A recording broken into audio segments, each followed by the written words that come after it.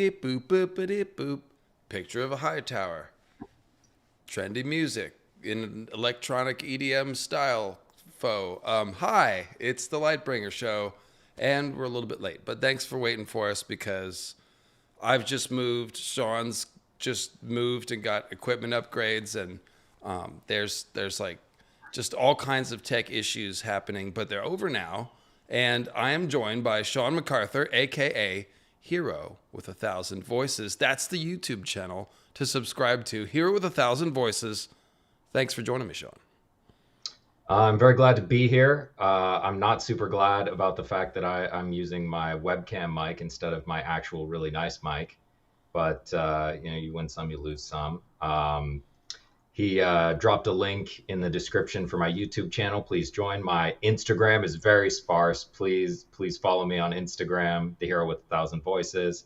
And my Patreon, I put out a mythology and folklore video every month and a chapter reading at least every month. So, please, if you're enjoying the content, give me a follow, give me a like. And other than that, I'm excited. I'm Sean Snow over here, the Storm Crow, and I also run a bird law practice. It's thriving on the side.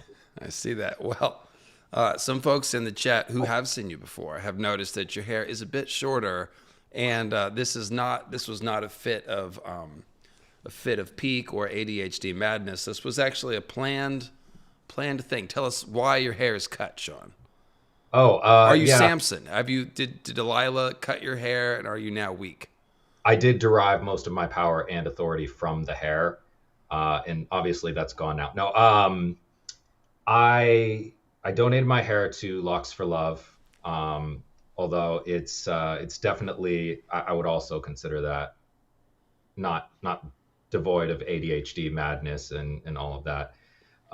But yeah, it was, I'm glad I did it. My hair is too short. I don't like it, but, luckily it'll grow out again. So it will. That's right. I had a shaved head not long ago, and now look at me. So there you go. You got a solid Ragnar look going like that. There was some, some Viking Raider shit going on. Never know. All of my looks are definitely fits of ADHD or lack of maintenance. But let's talk about birds. And I will bring my birds up later. I have my Talk to Me Goose shirt on. And you are a flapping crow of the Night's Watch.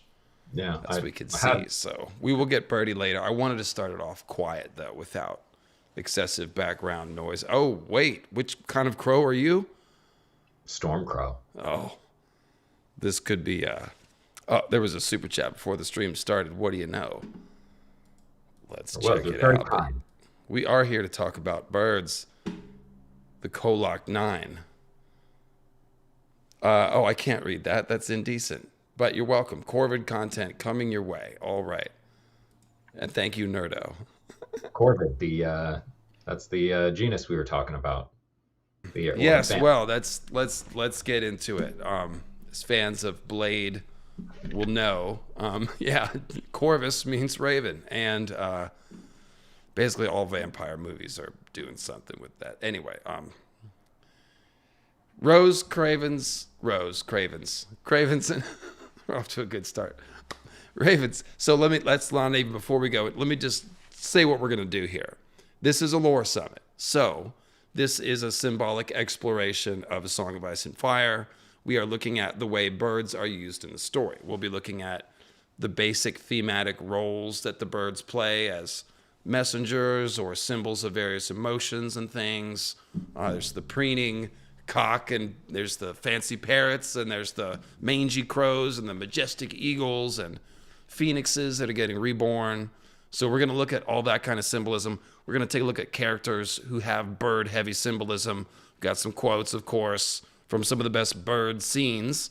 So we're just going to kind of show all the ways in which George is using birds. Now, I do have to say, the center of it is the Night's Watch, who are called crows, of course. And this is taken from Norse mythology. We know Norse mythology is a huge influence on all things North, Stark, Night's Watch, especially Bloodraven, Odin, Yggdrasil, and the Weirwood Tree. So we're going to talk about his ravens, Hunan and Munin. obviously, which I can never say correctly, but maybe one of these times. And yeah, so that's kind of what we're doing today. And we're also going to talk about Rook's Rest, the battle that we saw on House of the Dragon Season 2. Was at a castle called Rook's Rest. And of course, a rook is in the same family with rook. I can't talk today. What is this? Ravens and crows, Sean. And rooks and magpies. Shout out to this nasty magpies. Those of you from Australia know. Those Maggies will get you. They'll dive bomb you if you got your food out in a conspicuously held manner. They'll get you. Sean, save me. I can't talk. We're here to talk about birds. This was your idea. You brought this to me and said, hey, let's do a bird summit. And I was like, I'm the bird guy, so maybe we should do this. Oh, I lost your sound. That would be this time because I muted myself. Okay, yeah, that's good news. Not tech issues, just brain issues. Those are okay. I'm part of Clearly. the channel. But yeah, it was, did Cleo write this? But yeah, obviously a lot of blackbird stuff going on. Something that we discovered while we were looking into it is that there's kind of an inverse as well. But yeah, the way that George looks at ravens and crows and kind of their role in nature and mythology is really dictated the way he's put it into his story. Nothing on top but a bucket and a mop and an illustrated book about birds. We got more songs coming, just as a warning. A promise and a warning. Stop. Go away. There we go. Jane of Wayne. Thank you. 5th super on a live stream. Look at that. You guys are awesome. So, yeah, the Night's Watch, like we said, that's definitely where it starts.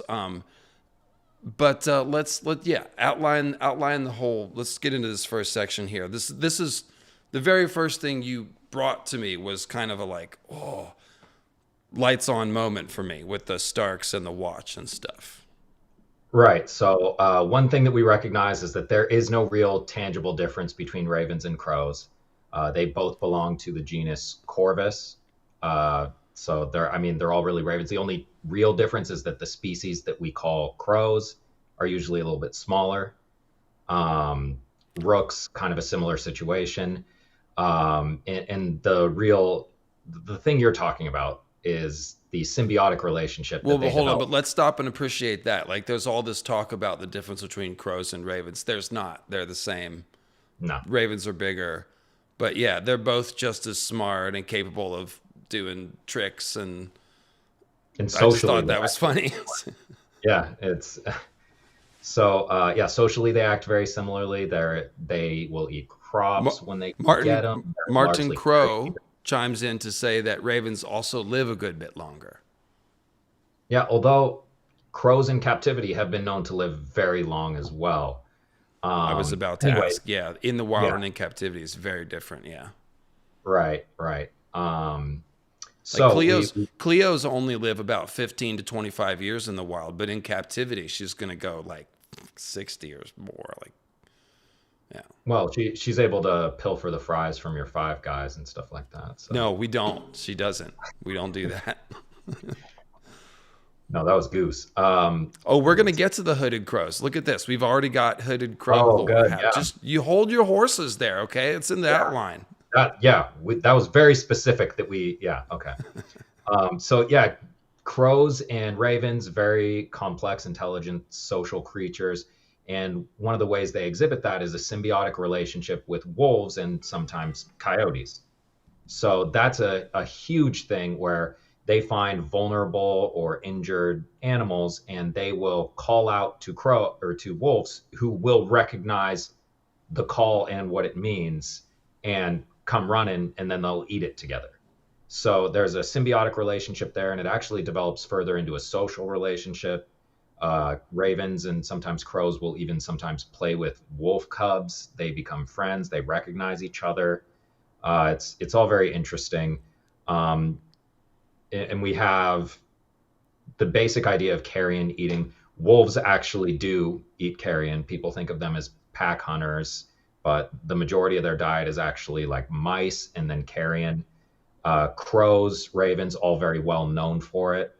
And the freshness matters. And this is where the whole thing where the birds are alerting the wolves to an injured animal or something that's just died so they can come and feed on it. So, yeah, it's really, I love animal intelligence. Like, it's just a fascinating topic because growing up, I think we're given sort of this idea that humans are so different, and the more we learn about animals, the smarter we find out some of them are. And of course, there are different kinds of intelligence sometimes. So it takes us a lot of effort to understand the kinds of advanced practices certain animals are doing and stuff. And obviously, birds are right up there. These are like the intelligence of, small children, essentially, in some cases.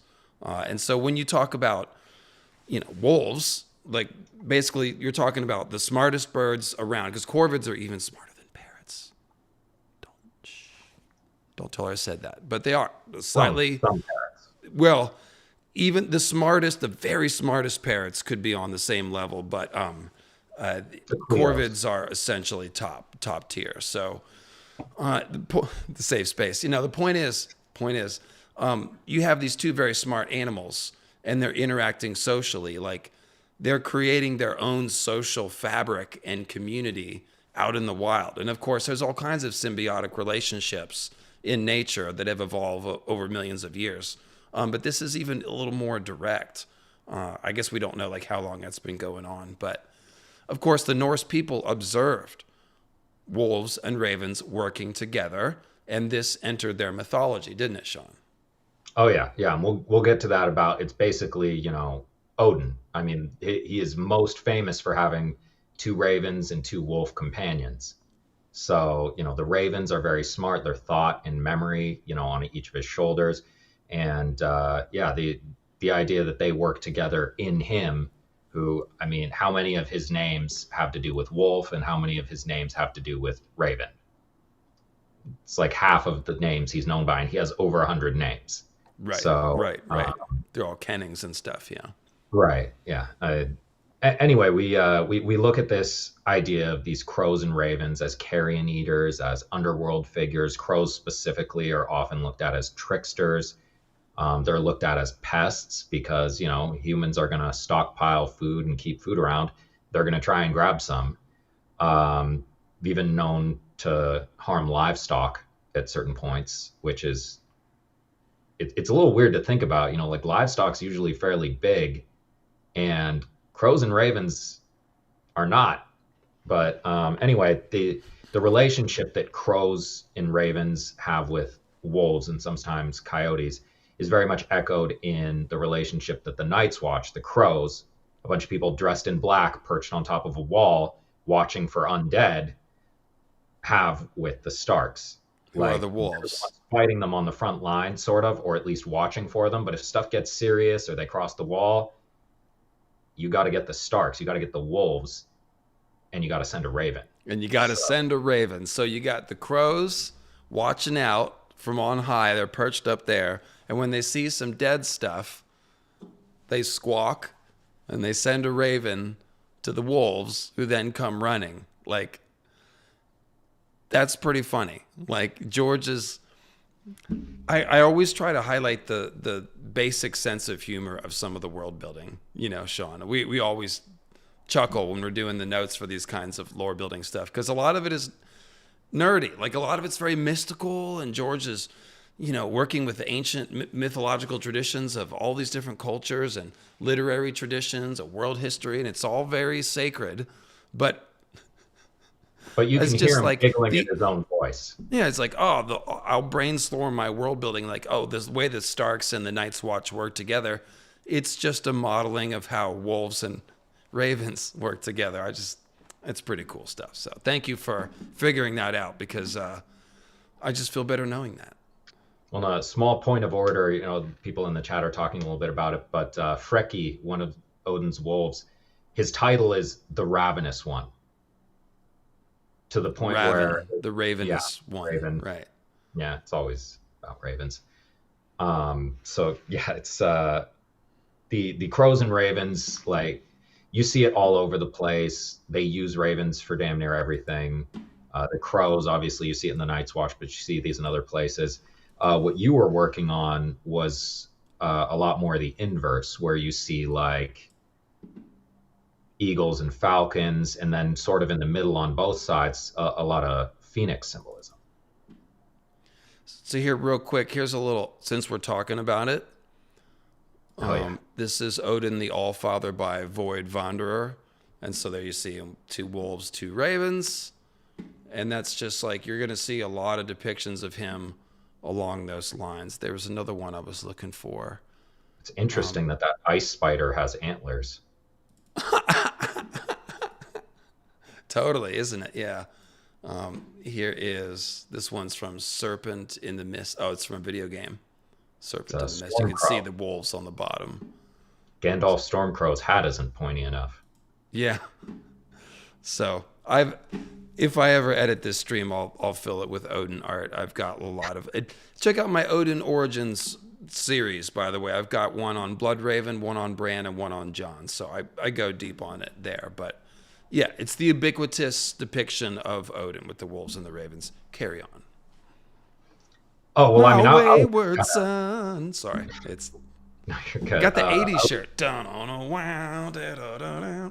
Just in the mood. Go ahead. I don't know why I'm getting Danger Zone vibes from it. But, well, I guess you always get Danger Zone vibes from Goose, but Danger Zone. Yeah, that makes sense. Highway. I'll stop. Somebody cut my mic.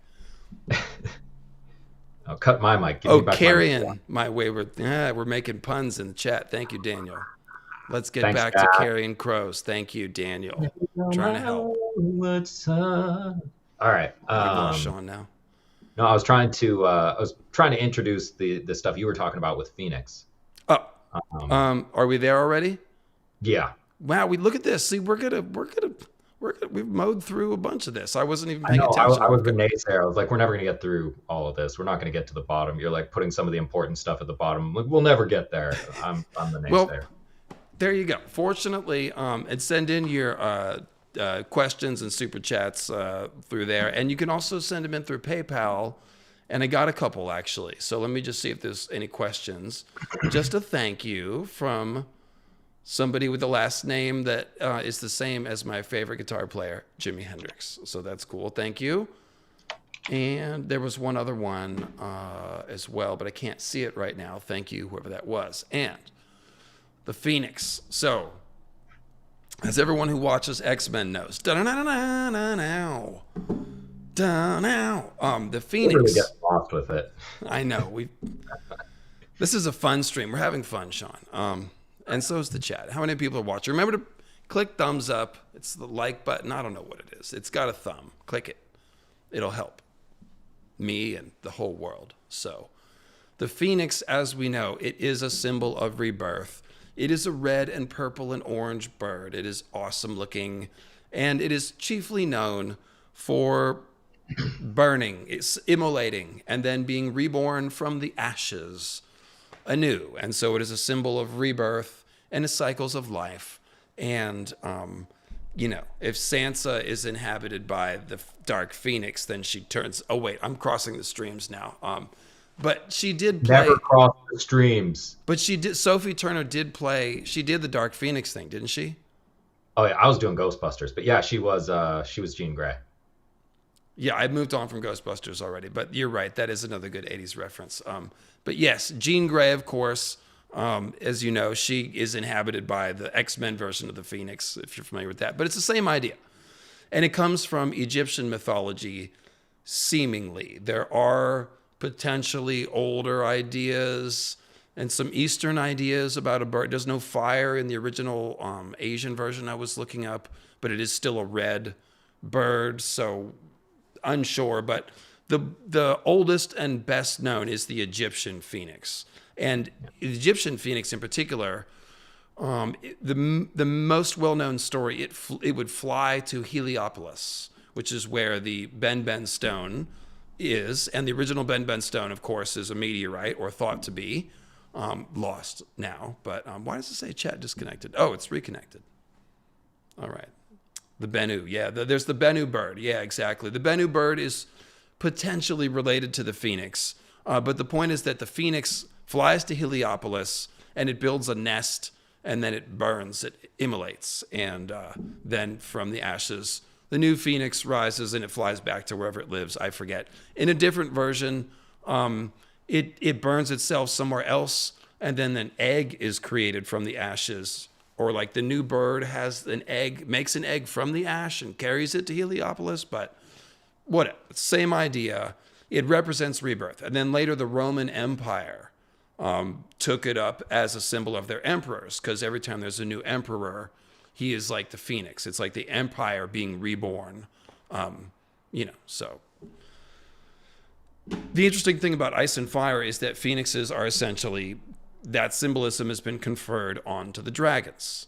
And we can see this most clearly when Dany hatches the dragons. Take it away, Sean. Okay, so we got this quote. When the fire died at last and the ground became cool enough to walk upon, Ser Jorah Mormont found her amidst the ashes, surrounded by blackened logs and bits of glowing ember and the burnt bones of man and woman and stallion. She was naked, covered with soot, her clothes turned to ash, her beautiful hair all crisped away, yet she was unhurt. The cream and gold dragon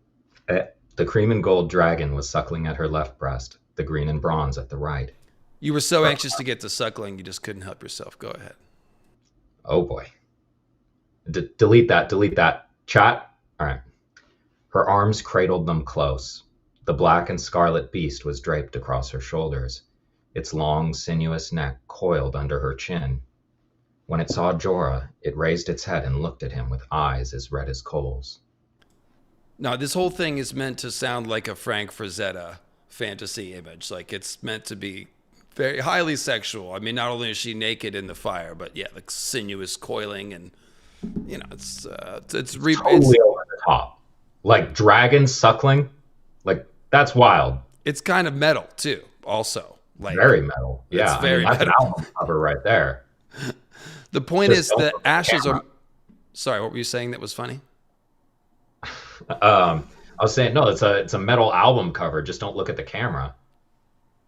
The artfully, well, that's the thing, is the dragon suckle covers up the nipple and makes it like, slide by the sensors. Yeah. So anyway, I probably shouldn't say words like that too often here on the stream. Family friendly show, as we always like to say. So the ashes are mentioned twice. She's found amidst the ashes, and then her clothes are turned to ash. So it's really doubled up. And this is an important key word because it is a union of several ideas. Ash, of course, comes from fire, and the phoenix is reborn from the ashes of a fire in which it burns. So we can see Dany is phoenix-like. She walks into the fire, she burns. She is reborn. And her dragons are born from the fire. And she is a dragon now, like her dragons. So it's not hard to see all of that. And in fact, the art for Dany's dream, where she dreams of the pyre, looks very phoenix-like in the way that Mike Miller drew it. Let me just open this image. I was going to bring that up if you weren't, because her dream right before was also very phoenix-like. Yeah, so the dragon burns her and she gives herself up to it and spreads her arms and is like, she feels reborn, new, and she comes out stronger the next day. So this is Dany the Phoenix. You can really see it here. And then, of course, she acts it out and is referenced. Illyrio says, oh, that girl died on the Dothraki Sea, but the girl that was reborn she's a real dragon. So George is pointing us to it. So dragons and phoenixes. The other thing about the ash, of course, is that Yggdrasil, the sacred Norse magic tree, is an ash tree. It is, the ash, Yggdrasil. It's very important that it's an ash tree because the ash tree is also tied to Norse legends of creation of mankind and the rebirth of the world after Ragnarok and all that stuff. So George is using this scene here, this symbolic scene that he keeps recreating of a fire and ashes and things being reborn, I've documented many, many occurrences of it, but this is probably the most important one. But let's keep going here. So this is Melisandre talking to Davos. It is night in your 7 kingdoms now, the Red Woman went on, but soon the sun will rise again. The war continues, Davos Seaworth, and some will soon learn that even an ember in the ashes can still ignite a great blaze. And so here we see, just as the dragons are reborn from the ashes, Azor Ahai will be reborn. He is the ember in the ashes that can spark a great blaze. And what is Dany? Obviously setting the whole world on fire, overturning old systems of order and all that stuff. So it's not hard to see how Melisandre's words here apply to Dany, but you can see that same language about the ember in the ashes, fires being reborn from the ashes. And then we've got Bloodraven, who is a dragon sitting in the ash tree, Weird Draysel, if you will. So go ahead and let me give you this quote. I think you'll do a good job with this. All right. Seated on his throne of roots in the great cavern, half corpse and half tree, Lord Brynden seemed less a man than some ghastly statue made of twisted wood, old bone, and rotted wool. The only thing that looked alive in the pale ruin that was his face was his one red eye, burning like the last coal in a dead fire, surrounded by twisted roots and tatters of leathery white skin hanging off a yellowed skull. So here we can really see these symbols being united. The weirwood as a symbol of, as a version of the ash tree Yggdrasil, but that ember in the ashes that is a dragon is here too. And right. Of course, it was even in the Dany quote. What's that? It was even in the Dany quote we just did. They found her amidst the ashes, and bits of glowing ember in the burnt bones of man and woman and stallion. Yeah, it's almost all the same language. And then there's also they build a tree tower that the pyre is on. It's like they lay the logs, ice to fire. It's very ceremonial. And there's 3 different thicknesses of wood. There's like the twigs and then the branches and the trunks, and they're all lit. So they build this ceremonial tree aligned to the cardinal directions, and that becomes the pyre. And then we have the ash rising from the pyre that becomes the real pillar, the tree-like ash pillar. So we don't have to go through that entire scene. You guys are mostly familiar with that. I've covered this a bunch of times, but maybe we should go back to that. That's a good one. I haven't talked about it in a while. Anyway, so here we see the point of this is that it is Azor Ahai, the original dragon. As my head, if you've been on this channel, you hear me say it all the time. Azor Ahai went into the Weirwood net. This was like, in my opinion, the first human green seer. And so Bloodraven essentially is sitting in the chair that Azor Ahai created. It might be the same cave for all we know. Maybe it was Winterfell, Isle of Faces. It's not important. But the point is that there seems to be, according to me, and I've got videos about this. Check out the original Weirwood. The Weirwoods were green, the green Weirwoods, I think I called it. But Azor Ahai is like a naughty sorcerer who invades the woods, just like Waymar in the prologue, pressing into the woods when all the signs are saying, no, don't do this. And he's like, no, we're going to go find some trouble. And then he does, and the others appear. That's the story in miniature. Azor Ahai invading the Weirwood net. A byproduct is the creation of the others. And so there is some remnant of Azor Ahai, which I think might be Night's King. Blah, blah, blah. Check out my video, Azor Ahai, Night's King, if you haven't heard about that. But there's something in the Weirwood net. Even the show showed us this. Night King contacting Bran on the astral plane of the Weirwood net. In the books, there might be something deeper. There might be a spirit. What people perceive as the great other might just be dead Azor Ahai in the Weirwood net or some version of that. Something like that. And there is literally a rebirth that could be, waiting to happen from the Weirwood net. Then there's Jon's rebirth, which will be mediated through Ghost, probably, who is this weirwood-colored wolf. So Jon's, he's dead. His spirit's going to go in the wolf. It's going to come back out. That's the pattern. And so we see Dany doing it here, building a symbolic tree, going inside, burning, and then coming back out reborn. So here we see Bloodraven showing us this one moment in time where like the spirit is in the weirwood net and it's waiting. It's the last coal in a dead fire, but just as Melisandre says, it can spark a great blaze. And of course, as me and Tim, Greyways Tim, that is, subscribe to Greyways Tim channel, and many other people have speculated, I don't know who was first, but Euron might be the receptacle. Or the egg. The egg. What's that? The dragon or the egg, the chicken or the egg. The egg was first. Oh, are you making a Mithras Rockborn cosmic egg joke or what? Yeah. So the point is, if there is a spirit in the weirwood net that's trying to get out, it might need a body to snatch in the Lovecraftian sense. And Euron seems like he might be that guy. We don't want to get too lost on that now. We do have a Euron section coming up. We do. But that's the tie between all these quotes. And there is one more Phoenix Targaryen dragon quote. And again, I will give this to you. This is Jaime in the bathtub confession to Brienne, and he's describing a bit. He's talking, reminiscing, about good old King Aerys.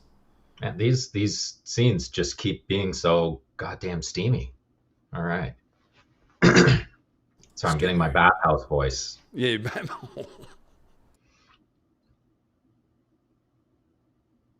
Wait. Oh, this is a quote, so this should be in Jaime voice, huh? All right. Jaime voice, correct.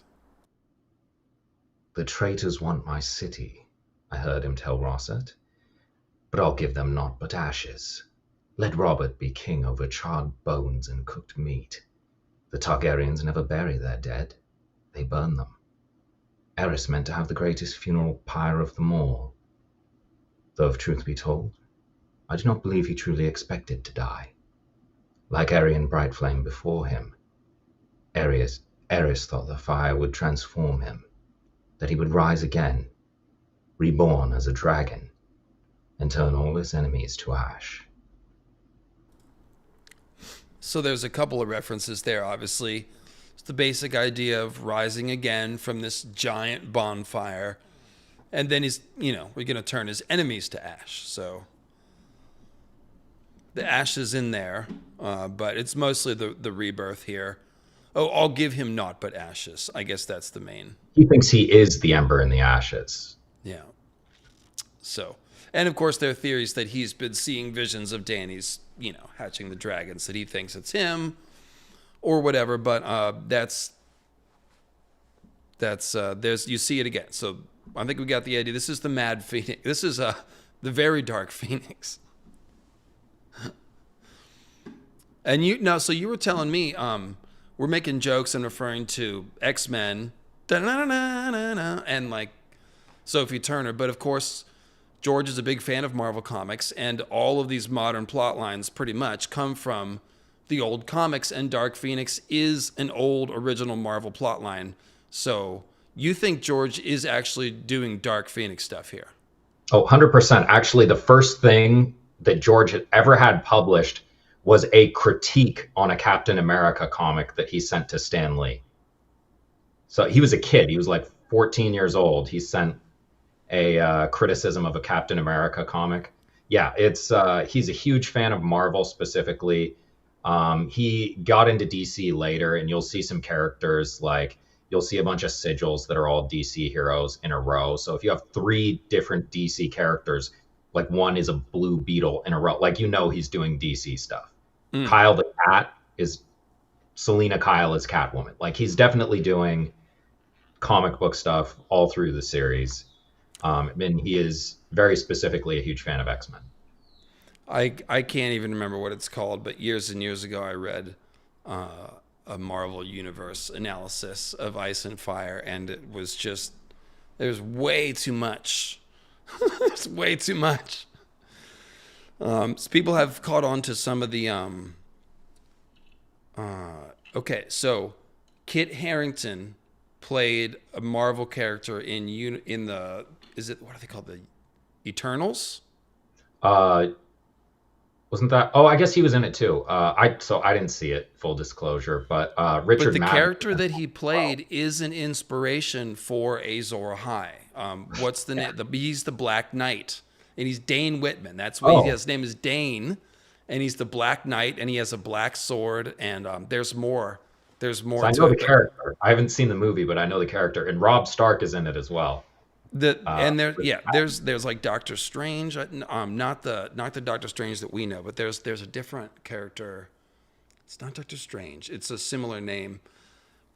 Some other time, I will find a Marvel expert and we'll do Marvel Lore Summit or something. But suffice it to say, somebody was saying the Dark Phoenix ate a sun in some universe, and of Yeah. course we see Oh, the Black Dragons blotting out.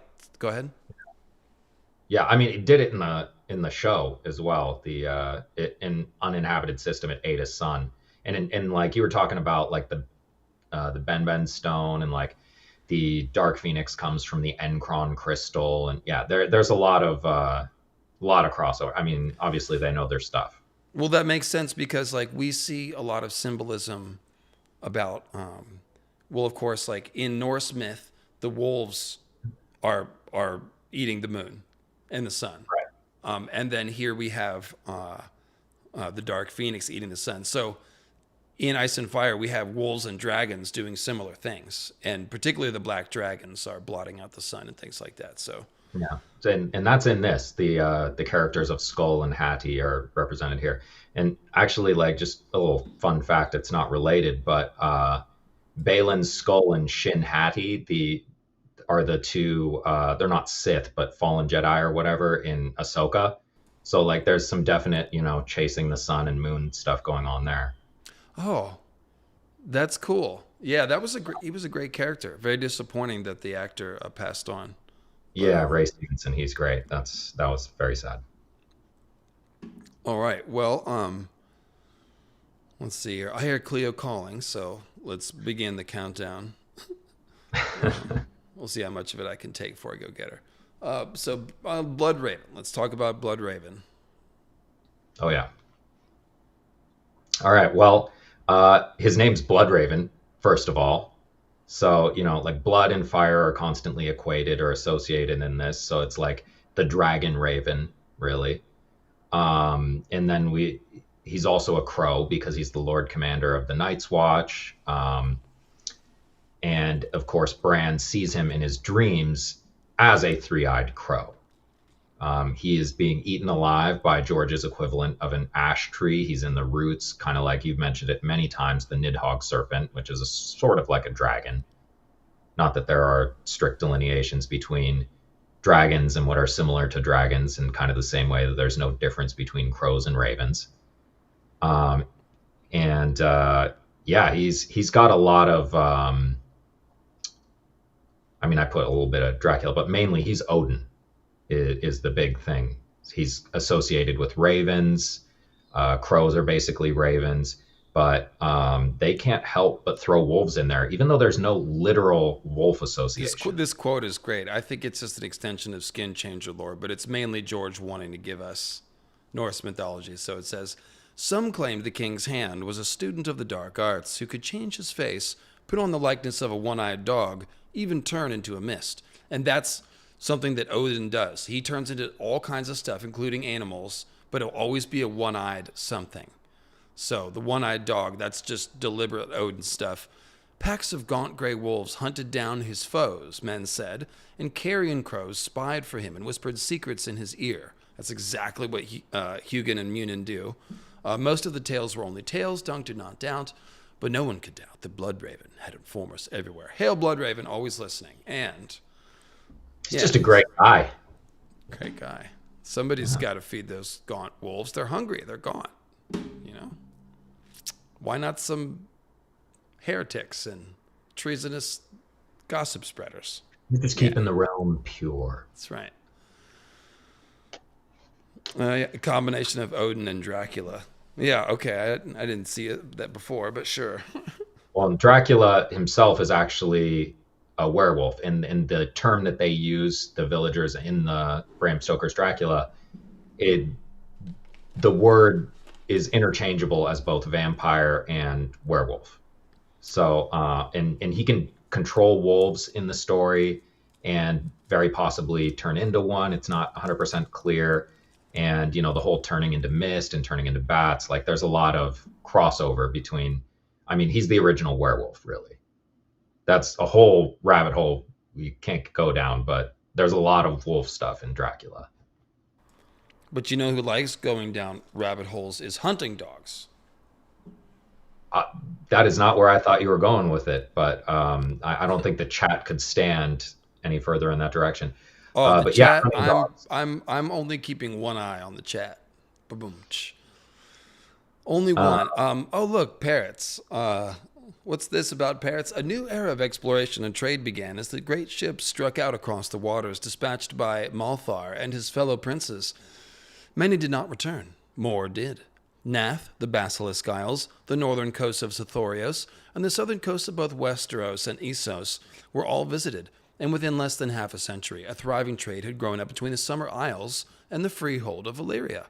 What did they trade, you ask? Well, I'll tell you. The islands lacked iron, and this is the Valerian Islands. No, the Summer Isles lacked iron, tin, and other metals, but were rich in gemstones, such as emeralds, rubies, sapphires, and pearls of many sorts, spice, such as nutmeg, cinnamon, pepper, and hardwoods, a fashion developed amongst the dragon lords for monkeys, apes, panther cubs, and parrots. So you got a picture of the Valerian dragon lords with like cockatoos and macaws and shit. It's pretty well, funny.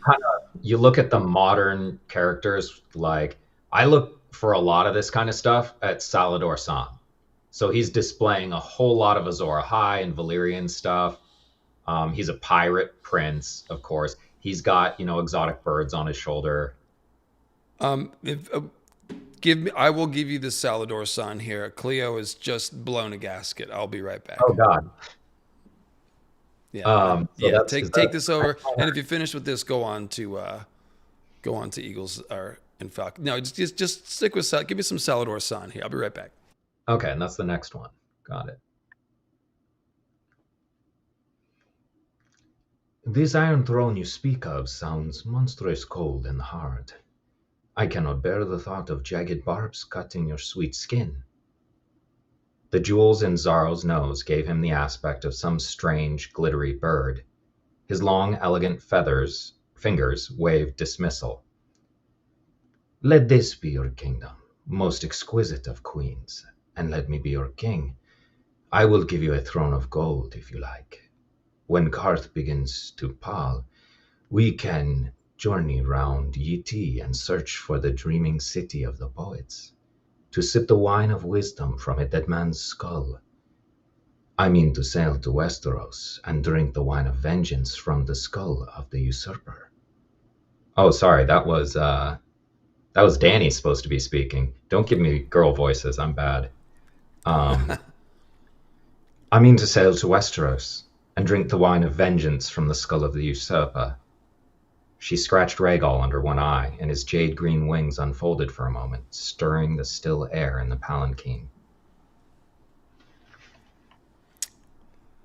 Alrighty, where were we? Yes, so there it is. Obviously, this is not overly serious content, but like I said, George uses the different kinds of birds to convey different things. Like I've talked before about this concept of like everything functions as a symbol of itself.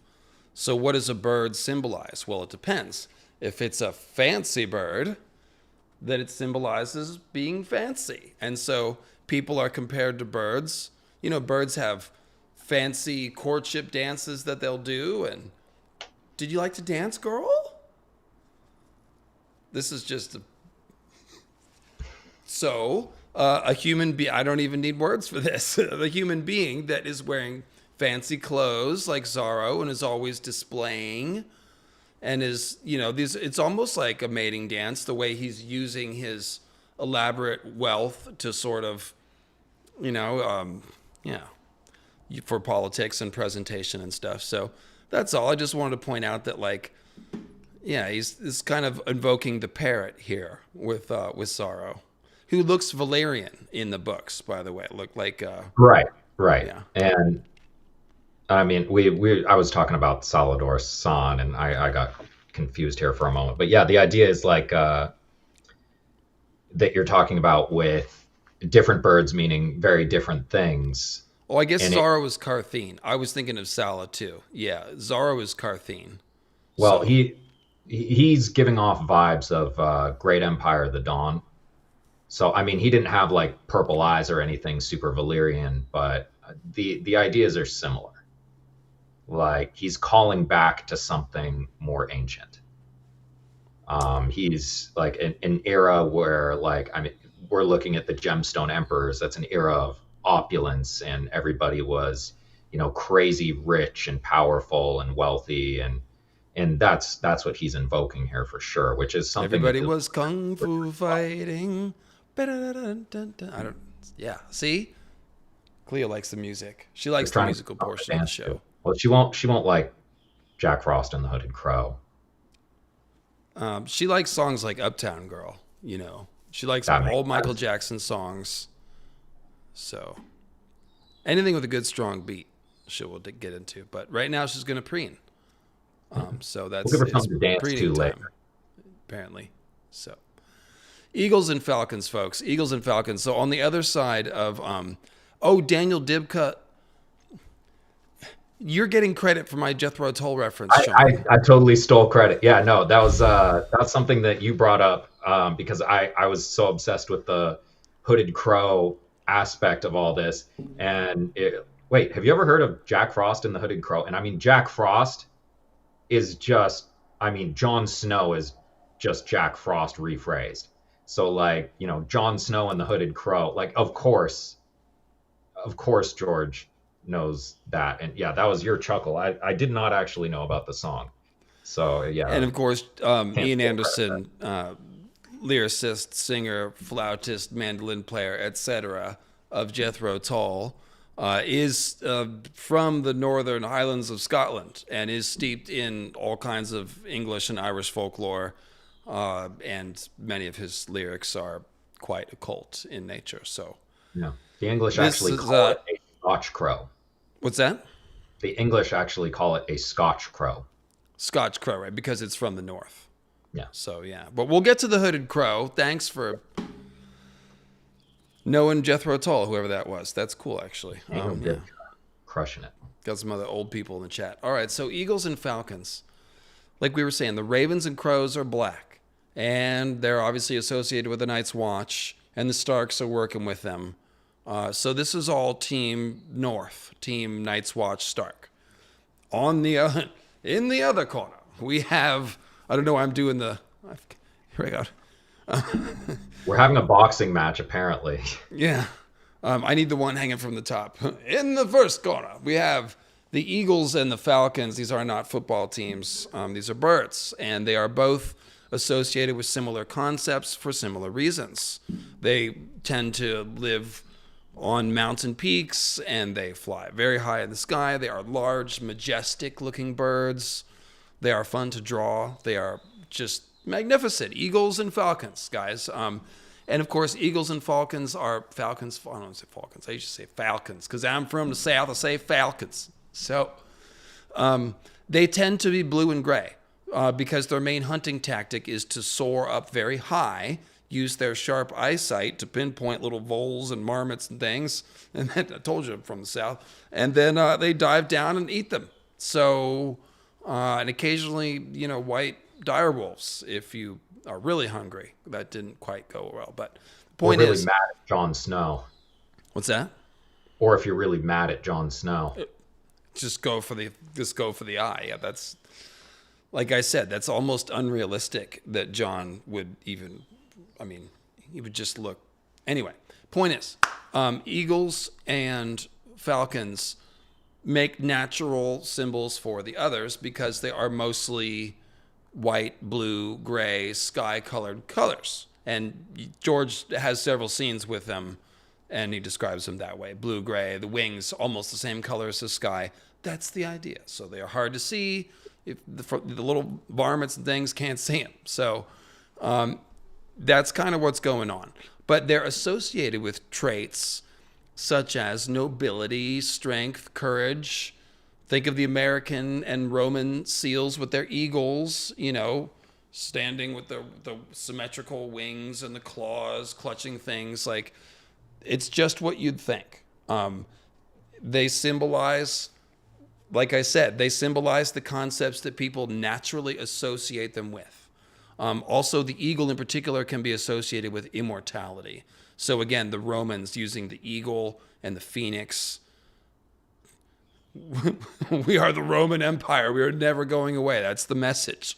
So this is all leading to a concept where the others are depicted by George as being nobles. They're blue-blooded guys. They have blue, icy blood, which means they are blue-blooded, and that is a term for the nobility, of course. And the others are kind of like nobility. They are the children of knights, king, and queen, originally, I believe, and symbolically they are. And then there's also the idea that they're associated with the original old gods, the first green men, and Azor Ahai himself is from the great empire of the Dawn. So this is all like the most noble, godly blood that went into creating the others. They are blue-blooded. Compare that to the Watch, of course, Sean. You could see, mangy-looking Sean. Black-blooded. Black-blooded. You know, Benjen Stark is my brother. And all the... Sorry, what? There was that quote, Benjen Stark, his blood ran black, so he's my brother as much as yours. Right. And so they're black-blooded, and they are all humble. The Night's Watch, made up of the dregs of society. A lot of criminals go there. So it's the opposite of nobility, the very opposite. And so, yeah, and it's an extension of George's thing where he's like, oh, the monsters aren't going to be these twisted black things, and all the you know, the shining knights in white armor are the good guys. Like, he doesn't like that. So we have the icy nobles of the others, who seem like the bad guys at first, and then we have the, you know, the outcast crows who are the good guys. But then it's more complicated because maybe the others are victims, and maybe some of those Night's Watchmen aren't so great, and so it's the yin yang. There's good and bad on both sides. Yes, of course, right. Like the yin yang has the white side as the black dot, et cetera, et cetera. Yeah. Morse code food, right on cue. The Vale is full of weirwood symbolism and 2 thrones, but no living trees. Are birds a psychic intermediary? Hagen calls bird skin changers Mooney. Okay, I did skip over the Vale stuff, so thank you for reminding me. I mentioned the eagles and the falcons, blue-white, nobility, all these things. Well, of course, the Eyrie, as we've seen, is an elaborate symbolic parallel for all things others. It's an ice temple with a Night's Queen, and it's got the white marble veined with blue. The hall is chilly. It gets frozen when Sansa's there in Storm. You guys, I did a whole symbolism of the Eyrie stream a few months back, if you want to check it out. But hopefully you're familiar with this.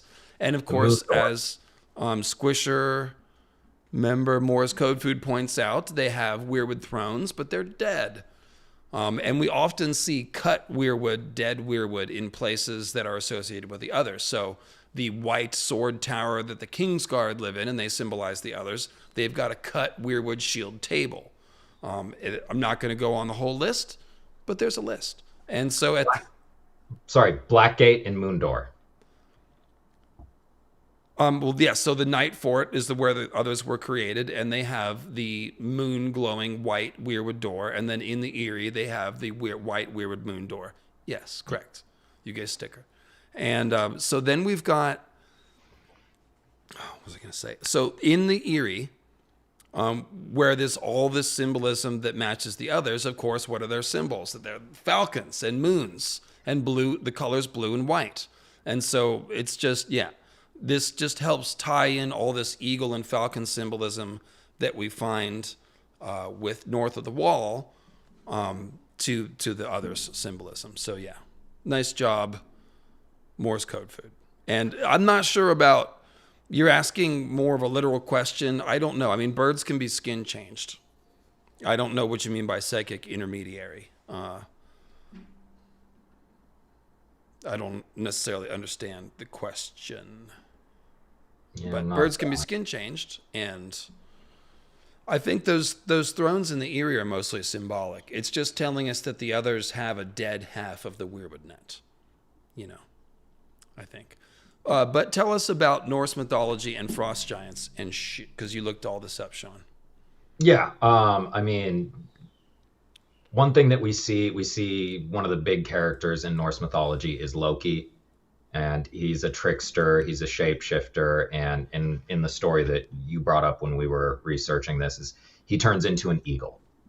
And the whole point is he's like stealing an apple of immortality, and everything goes horribly wrong, and it's a comedy of errors. But the point is he turns into an eagle. We also have another character named Utgard Loki, who is technically probably not related to Loki, but where Loki is half frost giant, Utgard Loki is full on frost giant. Utgard Loki is like regular Loki, a trickster and an illusionist, and he of course also transforms into an eagle. So we're seeing this kind of frosty eagle, falcon, hawk symbolism in George's work that's kind of paralleling all that. We see the others often represented as frost giants. So frost giants transforming, or George's version, skin changing eagles and such. It makes a lot of sense. And we see the wildlings very often portraying the others. We see Orell with his eagle, and then later Varamir Sixskins takes the eagle, and it gets phoenixed. Indeed, and also I was just going to mention the in the Frost Fangs. That's where the giants live. So like, yeah, there's a lot of frost giants going on over here. Now, Varamir in particular, he controls a giant snow bear and a shadow cat and an eagle, and then the three wolves. So he's very naughty Odin coded, if you will. Nodin. And oh, look, I got the sun coming in. Just nice. Well, look at and that. one of the wolves has one eye. Like the dominant one is called One Eye. Right. I forgot about that. So, yeah. So that's so you're saying. Oh, you know what's a great one? Let's read this one where Jon gets his face clawed out. Yeah. Jon turned at the sudden sound of wings.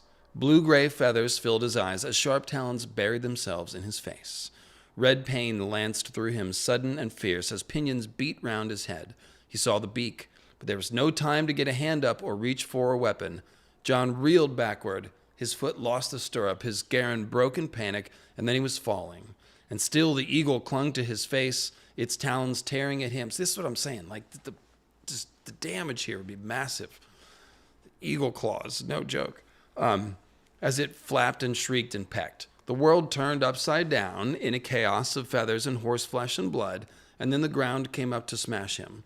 The next he knew, he was on his face, with the taste of mud and blood in his mouth, and Ygritte kneeling over him protectively, a bone dagger in her hand. He could still hear the wings, though the eagle was not in sight. Half his world was black. "My eye," he said in a sudden panic, raising a hand to his face. "It's only blood, Jon Snow. He missed the eye. He just ripped your skin up some." His face was throbbing. Tormund stood over them, bellowing. He saw from his right eye as he rubbed blood from his left. Let's see. Then Lord of Bones comes up and says, "Bag of bones," roared Tormund. "Call off your hell crow." "There's your hell crow." Rattleshort pointed at Jon, bleeding in the mud like a faithless dog. The eagle came flapping down to land atop the broken giant skull that served him for his helm. "I'm here for him." So there you go. Like, it's right on the giant skull. So these are definitely frost giants and these eagles. And then, yeah, the hell crow epithet is thrown at the Night's Watch and at the birds. So it's hinting at the sort of duality of the Watch and the others. But the point is that the others have their symbolic birds, and they are mostly falcons and eagles. And you can sort of see all the symbolism being united there. So that's pretty cool, except for that Jon got his face ripped off by an eagle. So poor Jon. Yeah, that was a rough break for Jon, but it was necessary in the name of symbolism. It was also very astronomical, the whole thing where he's falling from his horse, the ground comes up to smash him, his eye is, getting like he gets, lanced through him. That's both, okay, sorry, chat, sexual and stabby, I guess. Well, Yeah, John seems like a Moon character here. He's getting attacked by a comet, and then the world is spinning off its axis, and he's falling to the ground, and then half the world is dark, so it's long night language, and then he gets the one eye thing, which is, that's when Azor High or Night's King or whatever gains his magic. So we see the Odin transformation. So yeah, this is definitely a long night kind of a scene. some hot bird on bird action. It is hot bird on bird action. Let me just scroll back up. So this is also the Horus reference, I think, because go ahead and tell us about Horus. Well, Horus is one of the original hero's journey archetypes that we have. He's one of the most famous characters from Egyptian mythology. The original Sun King is Ra. He kind of forcibly had to pass the throne to Osiris, who was immediately murdered by his brother. And Horus is called Horus the Avenger because he is Osiris's son, and he eventually had to take the throne back from Set. So he lost an eye. He is a falcon-headed god who lost an eye, and he had to be given a new eye because when you're a bird, depth perception is fairly important. So they spun him a new eye out of moonlight, and it glows silver blue and allows him to see into the Duat, or the spirit world. That sounds really fancy. Yeah, it's all fantastic. And Osiris himself is another bird-headed god.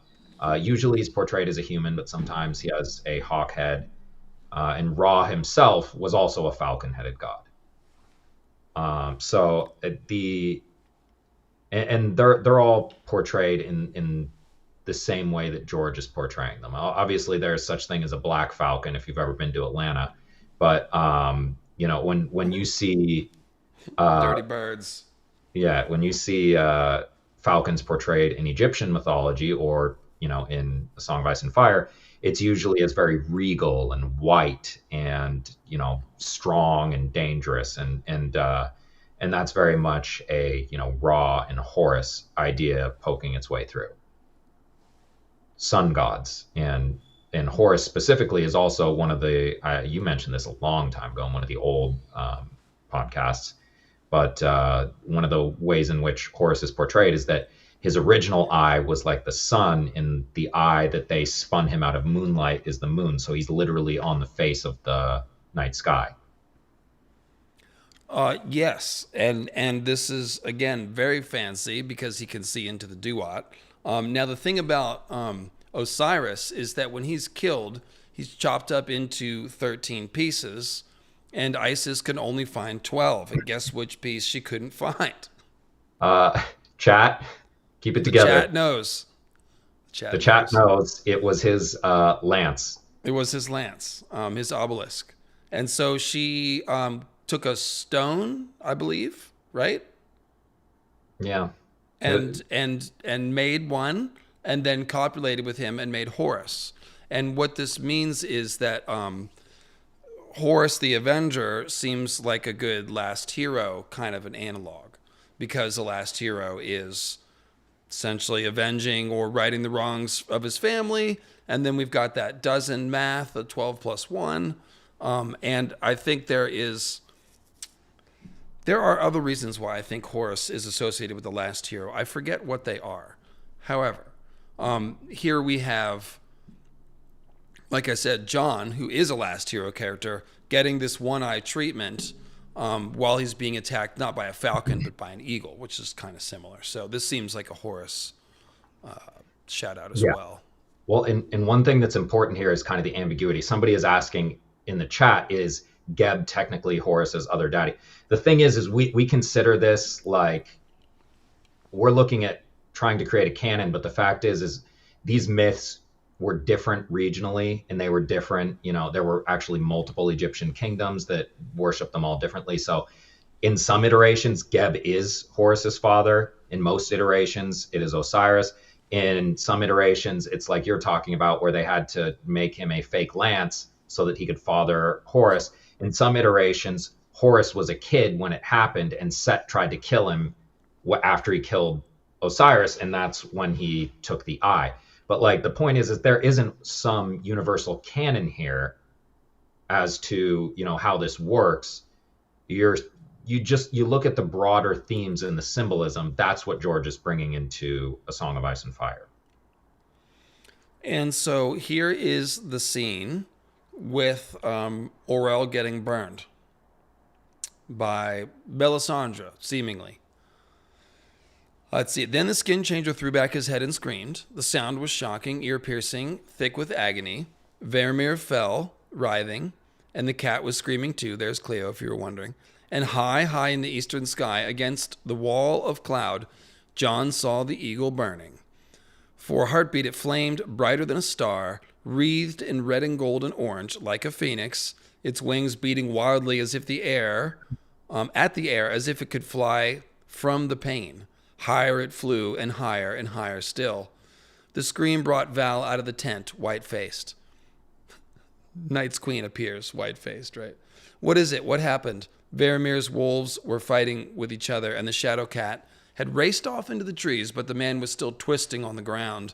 What's wrong with him? Val demanded, horrified. Where's Mance? So, not pleasant to have your animal burned. That really is cool. I did not know I got that lighting. Look at this, man. It's like... Cleo, what are you... And then the kaiju Cleo, yeah. One giant eye just poking... All right. It is all... Yeah, we got the one-eyed sun and the one-eyed kaiju Cleo. Just sort of visualizing the symbolism here. Yeah, so let's see. Then we have the moment when... Okay, Cleo, that's really enough. Come here. Come step up.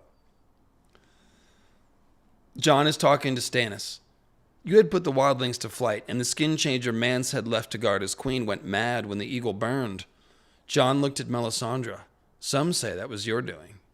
She smiled, her long coppery hair tumbling across her face. The Lord of Light has fiery talons, Jon Snow. So, the Lord of Light is also a bird. The Lord of Light is Jean Grey. A firebird, a dark phoenix, some sort of fiery bird, exactly. And we saw the Lord of Light turn the eagle into a phoenix. So that was interesting. That reminds me of the Lord of Bones burning in the weirwood cage a little bit, which Melisandre also did at the wall. Gosh, maybe we should talk about Rook's Rest at some point here, Sean. Oh boy. Yeah, you got a Stannis voice for us? You going to tell us about Proudwing? I could do a Stannis. I'm sure you can. Yeah, I hadn't really practiced it, but I did do it on the fly. I think the first stream I was on with you. But when I was a lad, I found an injured goshawk and nursed her back to health. Proudwing, I named her. She would perch on my shoulder and flutter from room to room after me and take food from my hand. But she would not soar. Time and again I would take her hawking, but she never flew higher than the treetops. Robert called her Weakwing. He owned a gerfalcon named Thunderclap, who never missed a strike. One day our great-uncle Sir Harbert told me to try a different bird. I was making a fool of myself with Proudwing, he said, and he was right. Stannis Baratheon turned away from the window, and the ghosts who moved upon the southern sea. The Seven have never brought me so much as a sparrow. Each time I tried another hawk, Davos. A red hawk. Nicely done. I particularly liked that Stannis voice. And you could see the symbolism here. So Robert is a green man who is associated with the others over the course of his symbolism. And so he's got the Gyr Falcon named Thunderclap. But Stannis, of course, has turned a different path. And he's using this whole thing as a metaphor for choosing R'hllorism. So once again, we see that R'hllor he does have fiery talons. He's apparently a red hawk. Well, and what's interesting, like we've been talking so much about the difference between different birds. We have the falcons and the eagles, very othery. We have the ravens and the crows, very Night's Watch. And then we have the very colorful, opulent birds representing things like the Valyrians and maybe the Great Empire of the Dawn. And here he is switching from the seven, who are all very other coded, to a Thank red you. hawk. That's the other part. Yeah, I meant to mention the seven. Yeah. Yeah. So we got some bird brains here, Sean. Not the least of which, two of us, obviously, but your hair is kind of birdy, honestly. If you look at Cleo. Yeah, see? Yeah. Am I matching Cleo? Yeah, a little bit. Good girl. It's on command. Look at that. Does she got it or what? That's right, girl. All right. She's taking her shot to become a star here. Oh, she's always putting on airs. So Bran Stark, Bran, I've heard that his name means Raven. Oh my God, I've never heard that before, Sean. Okay, this is, of course, is one of the oldest. It's probably the first name that the fandom translated, isn't it? Yeah. Yeah. Well, and I mean, Welsh, it means technically either crow or raven because they did not differentiate because apparently they were smarter than us. Well, because, they're smarter than us, exactly, yeah. That's funny. But Bran is, I mean, he's the big one. Aside from his name literally meaning that, we see him skin changing ravens in the story. He's trained by Bloodraven, who is the three-eyed crow. He dreams about flying. And Bloodraven, of course, his name is Brynden, and Bran is Brandon. So their names are similar, and they're both crows and ravens. So it's, go ahead. Yeah. And Brynden Rivers, this earlier incarnation of him, really, is helps him open his third eye, which we could look at as a crow's eye, really. And also, and this is something that'll kind of come up later, but he may have engaged in some light cannibalism. Oh yes, he definitely did. And I mean, we know they did. We know Cold Hands fed him the pork. Yeah, well, and Cold Hands is another character that we're going to talk about, who is very much also in this vein, associated with ravens and crows. And thank you. I don't know how to pronounce the name, but there is an eagle atop Yggdrasil. And honestly, the scholars don't know really anything about that eagle, but there is one up there. So that may be part of what's going on, because the dragons are at the bottom. The tree. So you have Nidhogg coming from the roots, and you have the eagle from the top, and you have Ratatosk running messages back and forth to piss them off at each other so that they destroy the world tree from both ends. Right. And so this is probably an ice and fire kind of a thing. Or just, ground and sky, I guess. Sky and ground is another famous duality. Them destroying the world is kind of the operative part, because George took the whole A Song of Ice and Fire from that Robert Frost poem, which is about the world ending in ice or fire. There you go. That's what I was about to say. This is like a Robert Frost poem, basically visually depicted. So yeah. Now I pulled these Bran bird quotes here. Why don't you read up until right here, which is the first break? Okay. So I'll scroll for you here. Oh, well, I've got it in front of me as well. Okay, cool. When he got out from under it and scrambled up near the sky, Bran could see all of Winterfell in a glance. He liked the way it looked, spread out beneath him, only birds wheeling over his head while all the life of the castle went on below.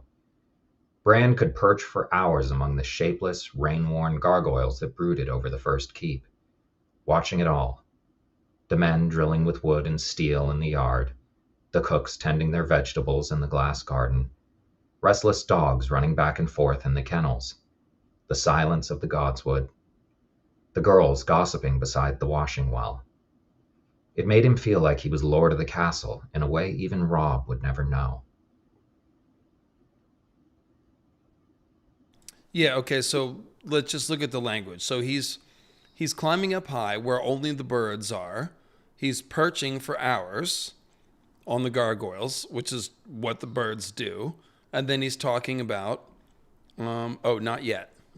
This comes next. Go ahead. Okay, so as angry as he was, his father could not help but laugh.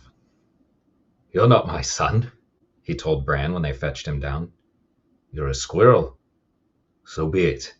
If you must climb, then climb, but try not to let your mother see you. So here, of course, we have the Ratatosk reference, and also a Child of the Forest reference. Bran is a child who's going to go and be a green seer like the Children of the Forest, and so here he's got squirrel symbolism. Arya similarly, skinny squirrel, the golden squirrel, and so the Children of the Forest probably, I don't know if they're directly compared to birds, but But they're called the squirrel people. they're called the squirrel people, and their speech sounds like birds. So Right. yeah. But go ahead with this. Yeah.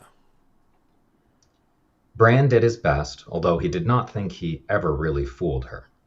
Since his father would not forbid it, she turned to others. Okay. Old Man told him a story about a bad little boy who climbed too high and was struck down by lightning, and how afterward the crows came to peck out his eyes. Bran was not impressed.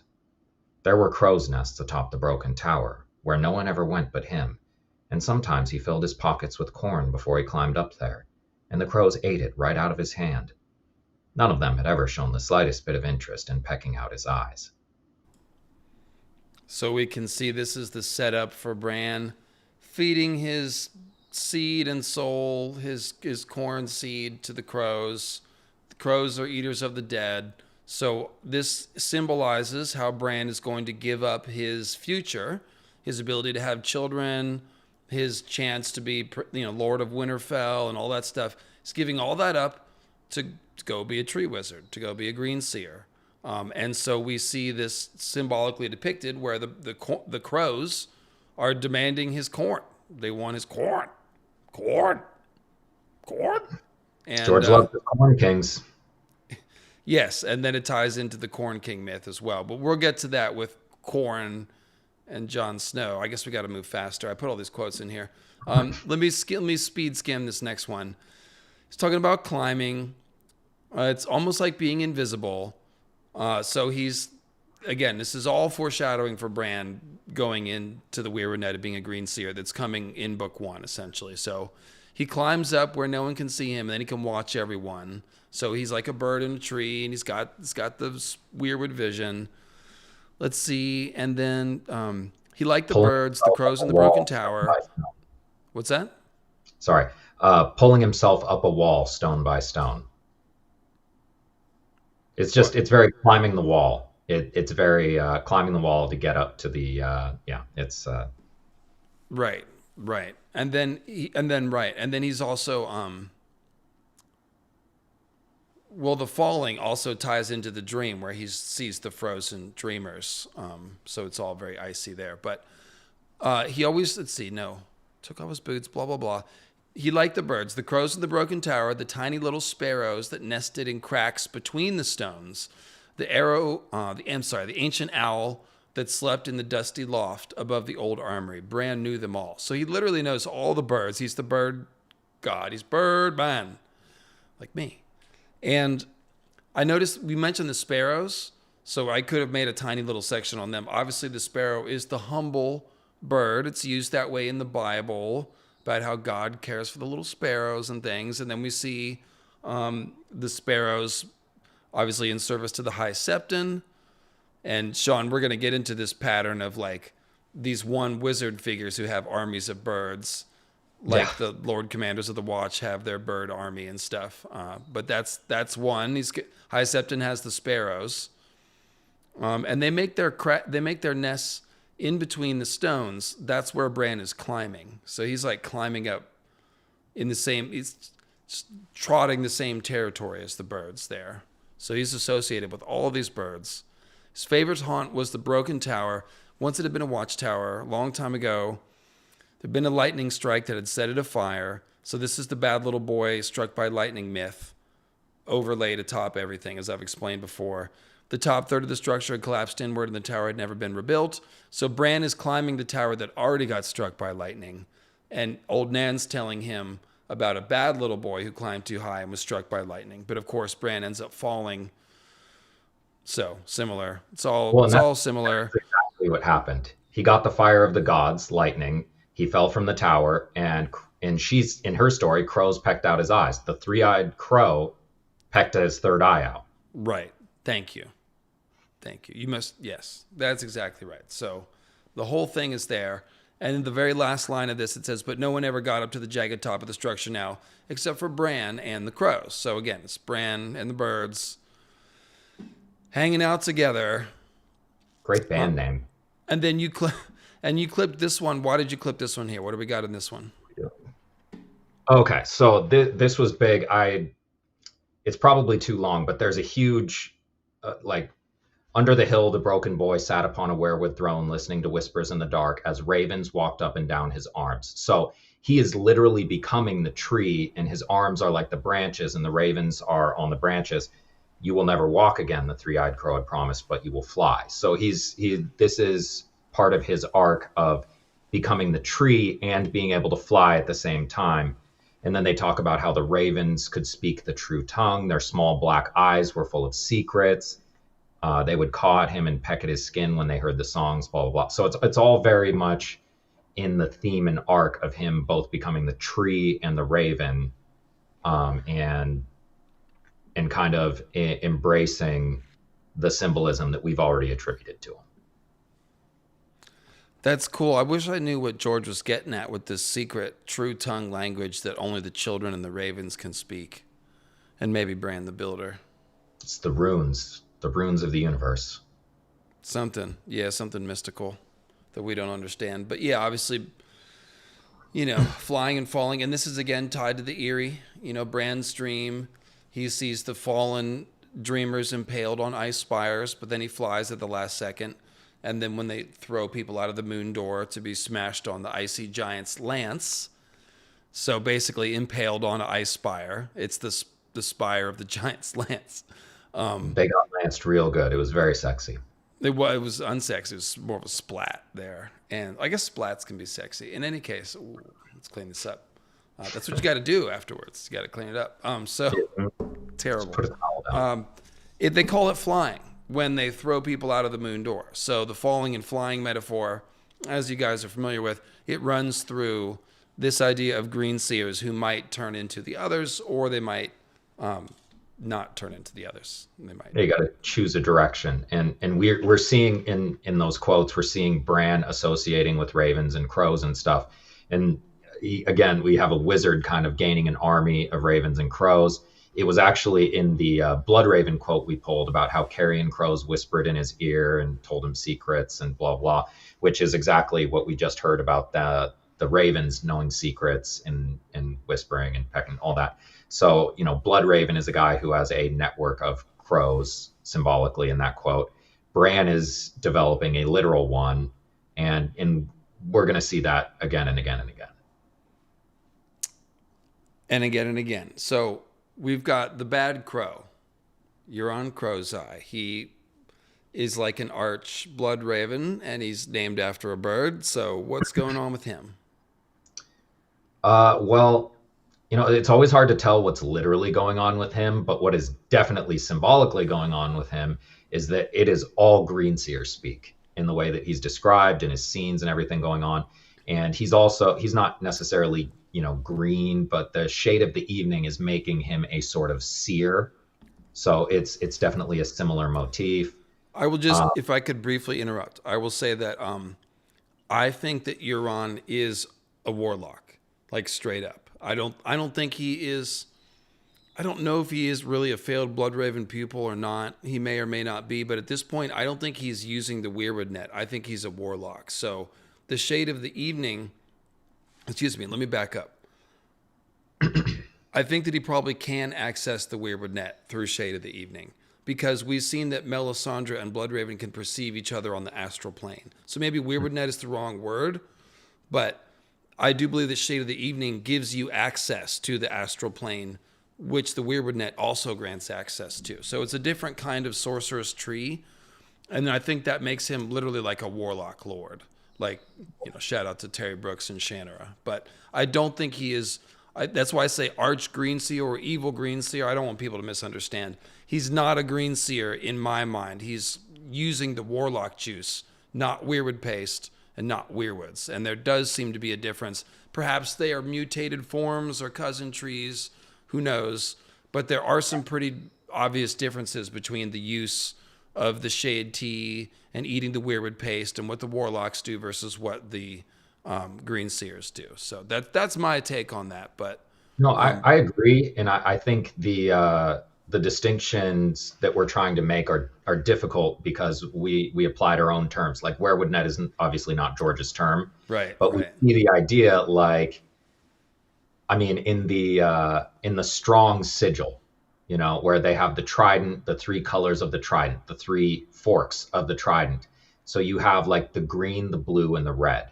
So like the red is like the dragon section of the astral plane. You have the green section, which is maybe like the werewood net. You have the blue section for the others.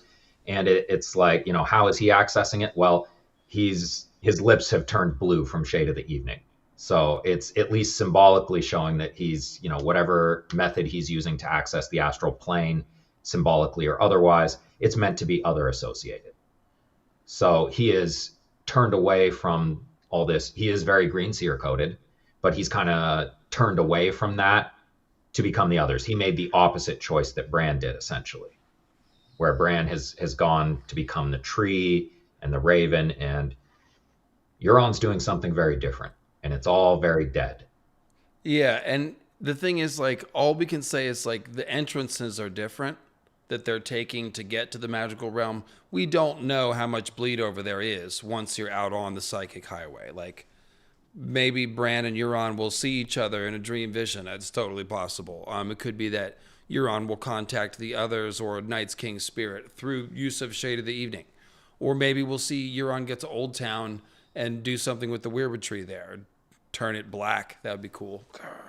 Like Ungoliant. He saw I'm a not red sure. door. Actually, Wanted wait. to paint it black. Oh. I'll have to come back to that. Okay.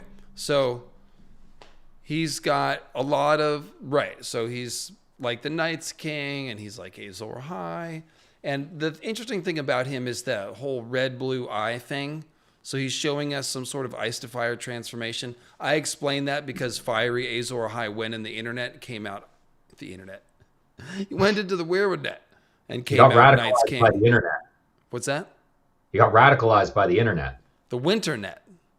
Oh God. When you freeze, it's called the winter net. Anyway, that's the word now. That's the others part of the werewood net. It's the winter net. Yeah, that was sitting right there for years, wasn't it? There you go. All right, fantastic. Everybody, I write thought that that's down. what you had said. I misheard you. No, That's where that no. came from.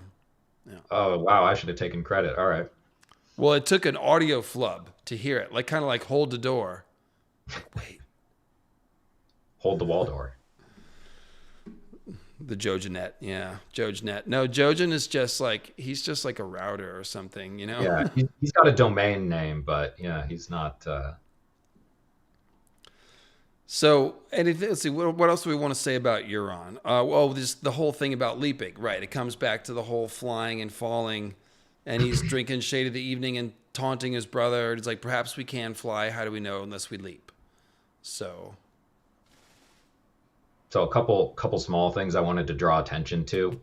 One is that he cuts his crew's tongues out, and that gives him a very similar vibe to Varys, who we will talk about later.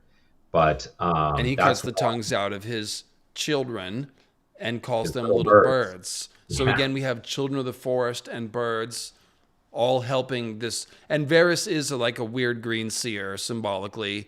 He's at the center of a network and gathers all the information. He goes through the back tunnels. He's called the We will Spider. get there. What's that? Yeah, and we will get there. Like he's the next bullet point. So Well, people are familiar with this. I'm just setting the tone here Yeah, as far as like sure. Varys being the spider net. So yeah, you were mentioning the silencing. Euron's mutes on mongrels. They are silenced.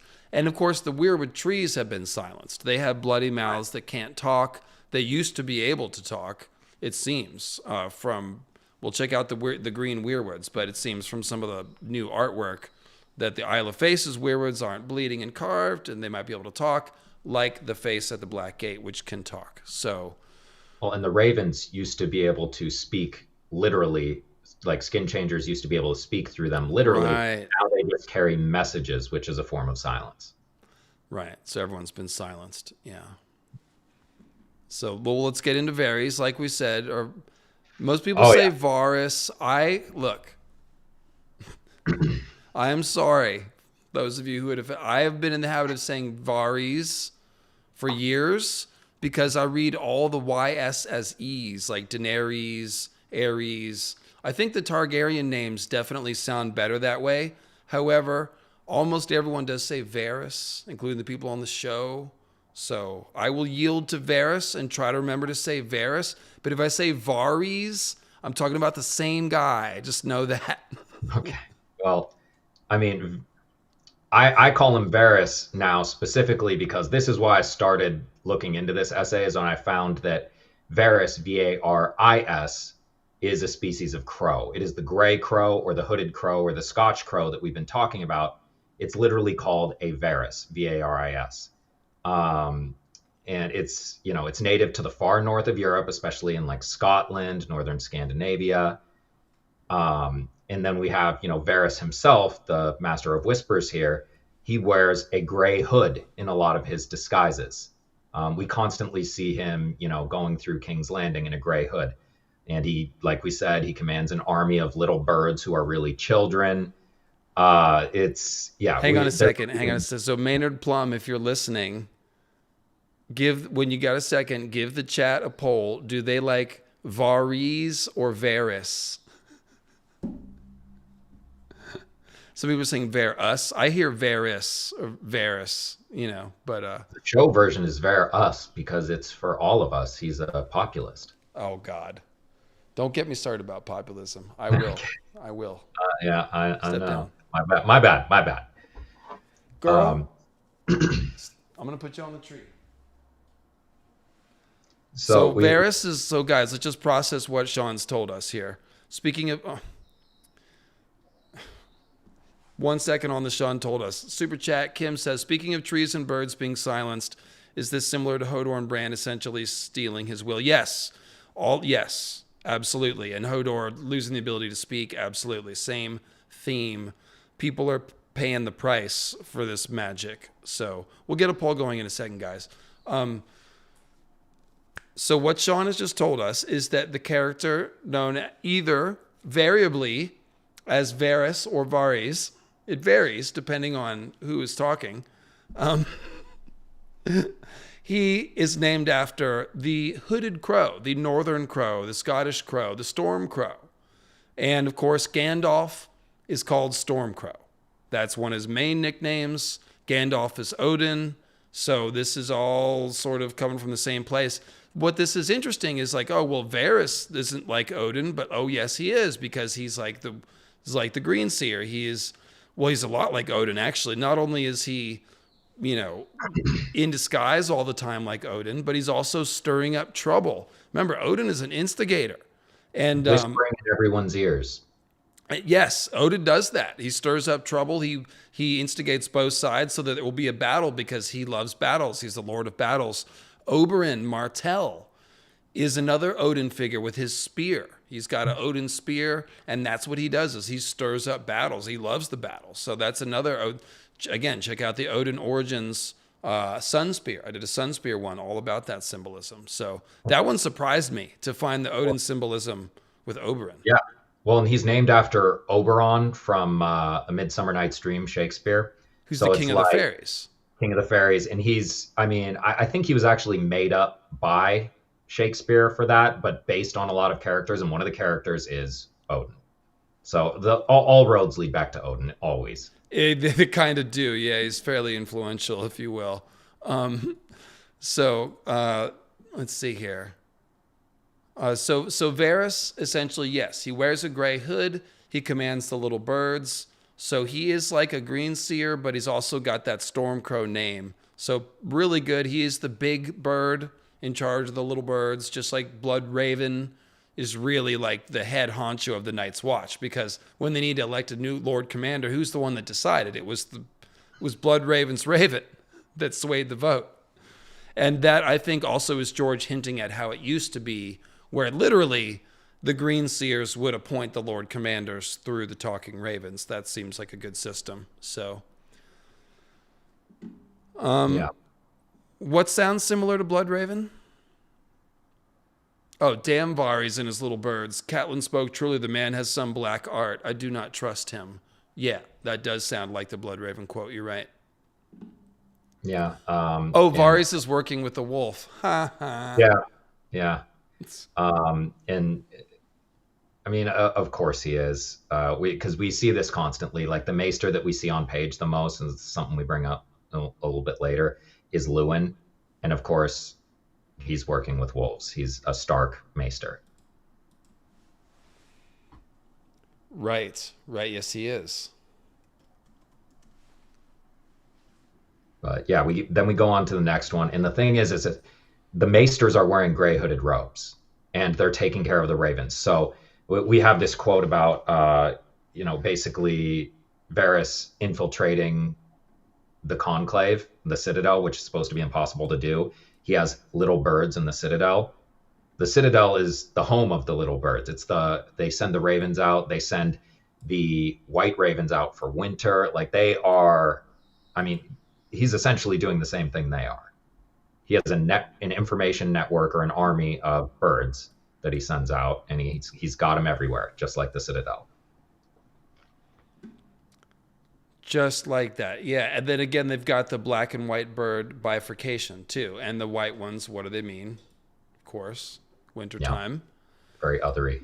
Speaking of wintertime. Oh, yeah. And I'm not going to sing it. It's way too Celtic and Ren Fairy, but through long December nights, we talk in words of rain or snow, while you, through chattering teeth, reply and curse us as you go. Why not spare a thought for this day, or a thought this day for those who have no flame to warm their bones at Christmas time? Say Jack Frost and the Hooded Crow. So these are these cold figures. They've got no flame, Jack Frost and the Hooded Crow. And remember, Jack Frost is this character who nurtures. Oh, that's Jack in the Green. Different Jack. Jack Frost is the other Jack. He's the They're all frozen the same character. Yeah. And they're all Jon Snow. Like Jon Snow rephrased as Jack Frost. So it's. And so Jack Frost, the Hooded Crow, is just the king of winter. It's Father Christmas, whatever you want to say. So as the last broad oak leaf falls, we beg, consider this. There's some who have no coin to save for turkey, wine, or gifts. No children's laughter around the fire, no family left to know. So lend a warm and helping hand. Say Jack Frost and the Hooded Crow. So he's associating the idea of sharing with those who are in need. He's saying, like, don't forget about, these characters that are frozen and on the margins. And he says, as holly pricks and ivy clings, your fate is none too clear. The Lord may find you wanting. Let your good fortune disappear. All homely comforts blown away, and all that's left to show is to share your joy at Christmas time with Jack Frost and the Hooded Crow. So he's kind of like saying the worm can turn, and you can find yourself destitute. So think about that when you're considering how much to share with people. So it's a nice little... popular. Yeah. And that's kind of what we're talking about with the Night's Watch and the others and the whole blue-blooded thing and the High Lords and the, the common people that suffer and all that stuff. So this is very on theme. Yeah. Anyway, I'm sorry I didn't sing it, but no, maybe next time. Well, we could have a singing stream sometime. But this. Now you'd this already got on to the Maesters. I was Yeah. looking up this, but you mentioned right. So they're in gray robes, and they are managing the birds.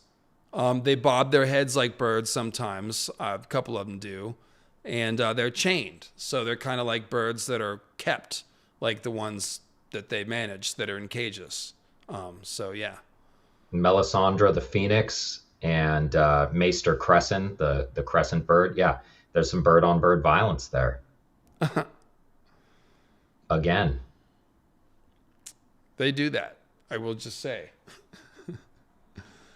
So now Corin Halfhand is his name. Now, Corin, Corin means spear, I believe.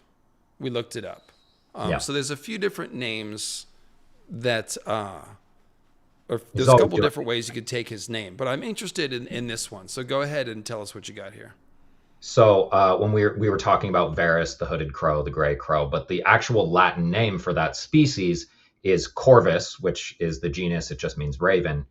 Cornix, Cornix. So when we say, Corn Halfhand has something similar, it makes sense because he is a crow. He is a Night's Watch crow, but his Night's Watch fatigues have faded to gray. So he is a gray crow. So the corn aspect of his name, it makes sense. And what we literally have here was Jon Snow and a gray crow. That's Jack Frost and the hooded crow. So that pairing here is very much it's very much intentional. His hand is kind of claw-like too now. Yeah, I mean, well, he's only got 3 fingers, so yeah, corn half-hand is playing up that. Also, another meaning I found for core is in French, cœur, Coeur, with the OE combination. It means heart, and you go into Latin, cor and core and all that. It always means heart. So this is like some fiery heart stuff. He gets burned on a pyre, which is what we were bringing up next. So it plays well into the whole bird thing because even though he's a gray crow, he burns like a phoenix. Yeah, that's pretty sick. He's doing a phoenix thing, and his burning on the pyre foreshadows Jon's burning on the pyre when he actually will resurrect. Yeah. And then, like you pointed out, there's also Lord Commander Corgyle, who was the previous Lord Commander. Did you look up the meaning of Corgyle, or? I mean, I can just tell you, like core again, core is always meaning heart. In guile, there's the more obvious definition of like it's kind of cunning and intelligence, but also just that's George saying gill, like GYL, Gildane. It's gill like a fish's gills, so it's some green sea stuff going on. Oh, okay, that's interesting. And then in Old English, GYLE means young goat. Okay, yeah. Sacrifice the sea goat, right? And then we had the other name connection to Corin Volmark. So he's a gray and black field with a leviathan on it. That's sometimes it's portrayed as a whale, sometimes it's portrayed as like a sea dragon. But the idea is similar either way, and he's the one who 1v1s Aegon the Conqueror for Kingship of the Iron Islands. Yeah, so he's like, there's a whole line of. I think we got to skip the Corn Volmark one. That's a little off the beaten path as far as like I could break it down, but it's. I will say that duel was like Jon versus Corn Halfhand. Jon a Targaryen versus Corn Halfhand. Aegon the Conqueror versus.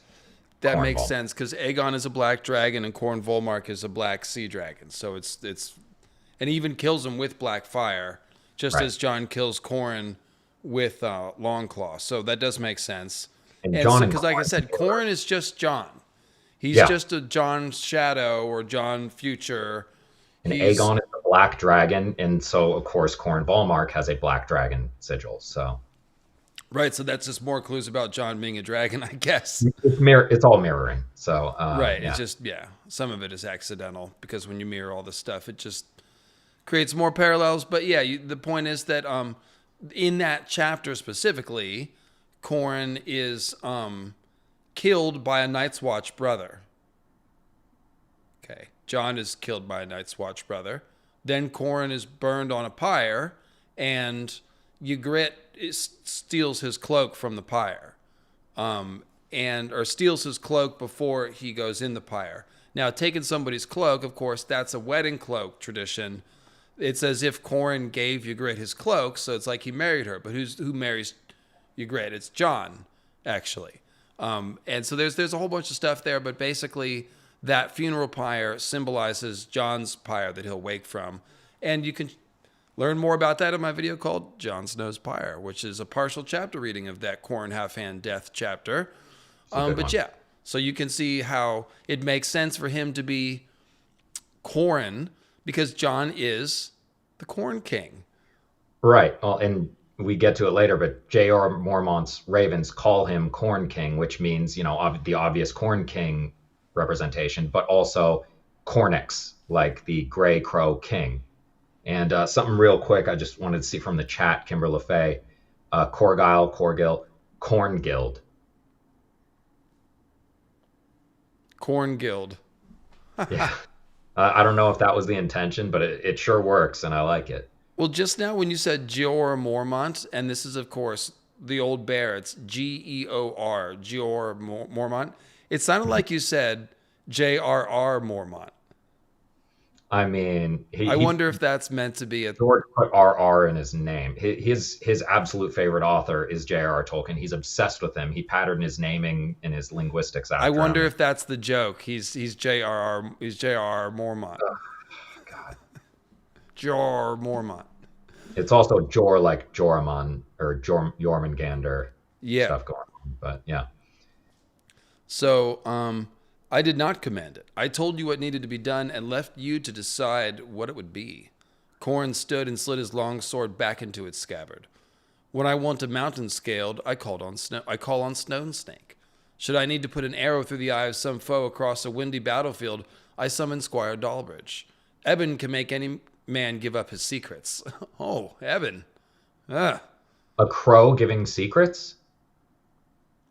Make you give up your secrets. It's a little bit of the torture. Eben, let's see. To lead men, you must know them, Jon Snow. I know more of you than I did this morning. So, just gathering information, I guess.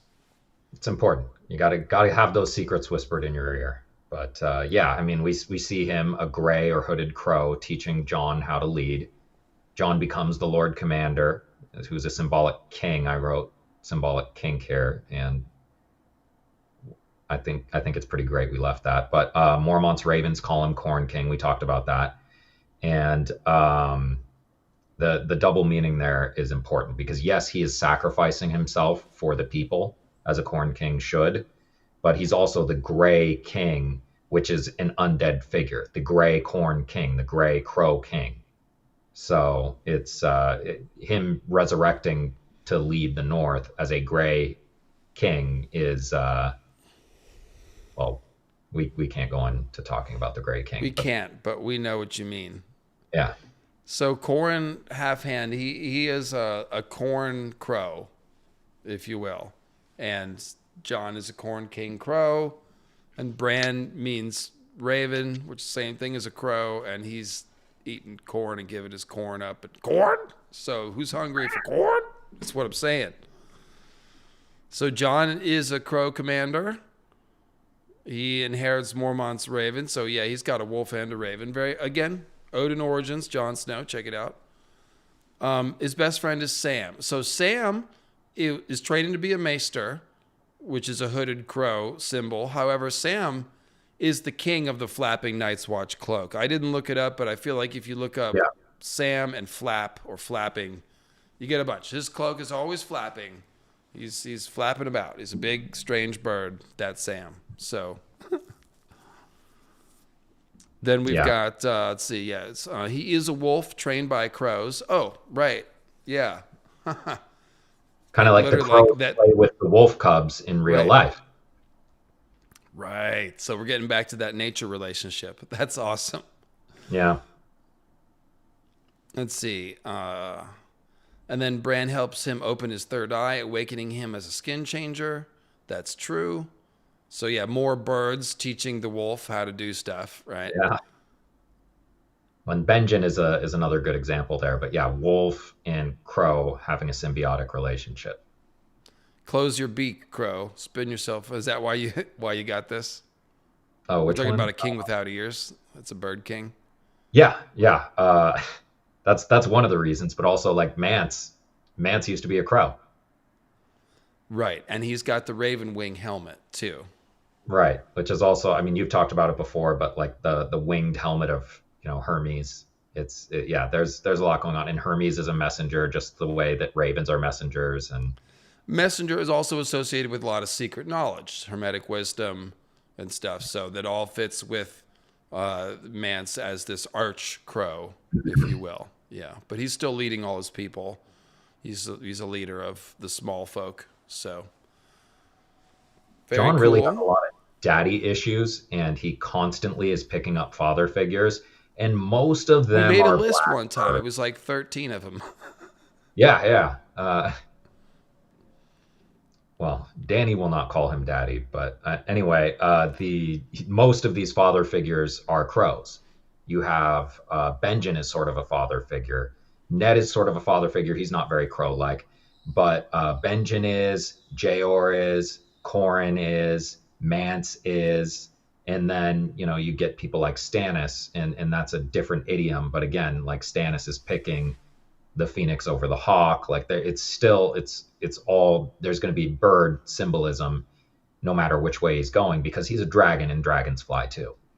Well, so this is what I was just getting ready to do. So check this out. John is with George tying all these crows and ravens to corn, and John is Lord Crow, but he is also a corn king, because the corn king, as we discussed, is a modern term to refer to a mythical archetype of God. And the corn king is basically any nature or fertility god that dies and resurrects as a depiction of the cycle of the seasons. This is something that humans have independently invented. And then there's also a lot of cross influence. So it's a grouping that works as a family, a type of myth. Even Osiris is a corn king. He's a green-skinned god, and he has death and resurrection. This is tied to the health of the land and things like that. So it's similar concepts with Osiris. He's a green corn king too. Point is, George has the raven, Mormont's raven, called George Corn King. Corn King? Jon Snow, Corn King? So all that means is that Jon is going to get resurrected, essentially, and that resurrection will be tied to returning to health to the land. And even more specifically, the Corn King's death feeds people in a lot of myths, and Jon is feeding the wildlings, which is part of the reason why he is killed.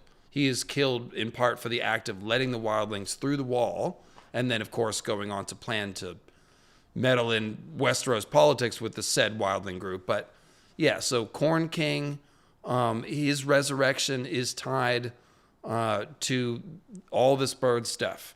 Now, the cool thing is that when he's resurrected, it's going to be in fire, like you said, and then his dragon nature will come up. So when you burn the crow, he'll then turn into a phoenix, essentially. And so he's running the gamut of this bird symbolism whenever he's resurrected.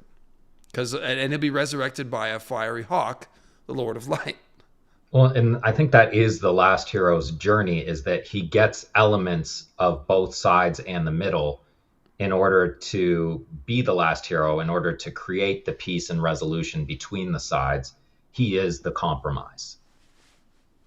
Yeah, the last hero usually has ice and fire unity symbolism, and Jon is the king of that, obviously. So, but even another favorite one is the vision of Stannis in House of the Undying as a blue-eyed king with no shadow, raising a red sword. So it's like the blue eyes, distinctive other symbolism, red sword, signature Azor Ahai symbolism. It couldn't be any, like there's some sort of archetype that is like an ice and fire Azor Ahai person. It might not have a shadow. And so Somebody is will Jon. figure it out someday. Yeah, Jon will, yeah. I'm stop myself. His hair is so black it looks blue. Yeah. So yeah, last hero is an ice and fire unity figure, and Jon's got lots of that. So that's cool. So like I said, you burn the crow and you get a phoenix, and then everyone finds out he's a dragon, and it's pretty neat. So we already talked about Jor. Is there more that we didn't say about Jor Mormont? Not really, aside from the fact that he's called Old Bear and King Crow, which are a lot like Odin titles. Odin is constantly called Raven King or Raven God, and Old Bear or One-Eyed Bear are also Odin titles. Bears and wolves also have a similar role as far as the forest, managing the forest. It's just the top predator thing. They're going to restrict the growth of other species like deer, which eat all the young tree buds and stuff. So like the top predators are often seen in mythology and folklore as managers of the forest, not just like because they're the biggest and baddest, but because they're aware of that relationship to the health of a forest and its top predator, any ecosystem really, and its top predators. So that's why the bears and wolves are running the watch, kind of. Well, they cull the weak is also a big thing. What's So that? like they cull the weak, which is a big thing, and it's very important to the health of an ecosystem. So you have, a caribou herd, and one of them's lame, like it's got to Right. go. It's So right. It's just it's natural selection essentially. Yeah. right. So we had this quote that was basically like a raven landing on his arm, scrabbling against his ringmail, but then he's also calling Corrin Halfhand to the Fist of the First Men, which is a ring fort. So he's kind of equating those two ideas. So he is kind of the tree as the Lord Commander of the Night's Watch that the ravens perch on. And when he creates their stronghold at the Fist of the First Men, well, his arm, I mean, he is a first man house. So, the bird perching on his hand or his arm is also like the bird perching on the Fist of the First Man. Oh, I see. Okay. And right, all the birds are perching there on the fist. Oh, right. Okay. So literally like a hand, and then the birds are on the hand, just like a. Yeah. Okay. Very nice. Yeah. I'm slow. Sorry, it took me a second. No, you're good. Pretty but yeah, cool. and one cute thing I wanted to bring up just from the How last. many? So wait, how many crows could a first man hold on his fist? About 200 or so, right? Roughly the same as a woodchuck chucking wood. But yeah, so the one kind of funny, cute thing here. So we talked about the king without ears, right? Because he thought, was it Steer? He thought Mm-hmm. Steer was the king, I think. Yeah. And he has no ears. And they said the crown would fall right off his head and land around his neck. Well, the crowned stag of Baratheon, the crown is around the stag's neck, isn't it? Yeah, I think you're right. So yeah. Confusingly, it should just be casually on one antler. That would be way more stylish. Yeah, the artists can handle that one. I can't draw stick figures, so. Like, how'd they get it over the antlers to put it there? Did they weld it around the stag? I think it's the idea that the kingship itself is kind of restricting, and then we have so many things about like hanging and restriction of air and the flooding of the neck, etc. To crown him is to kill him. Oh, that's the solar eclipse thing too. That's like a gold circle. So yeah, that's nice. Okay, so cold hands. Cold hands. We just talked about fists holding birds. Cold hands has cold fists, and he holds birds. Is that what's going on? Oh yeah, I mean in a big way. Oh, he's got a hood, right? Okay. He's really reinforcing all this stuff. Also, his fatigues have faded to gray as well. So he's a Night's Watch brother.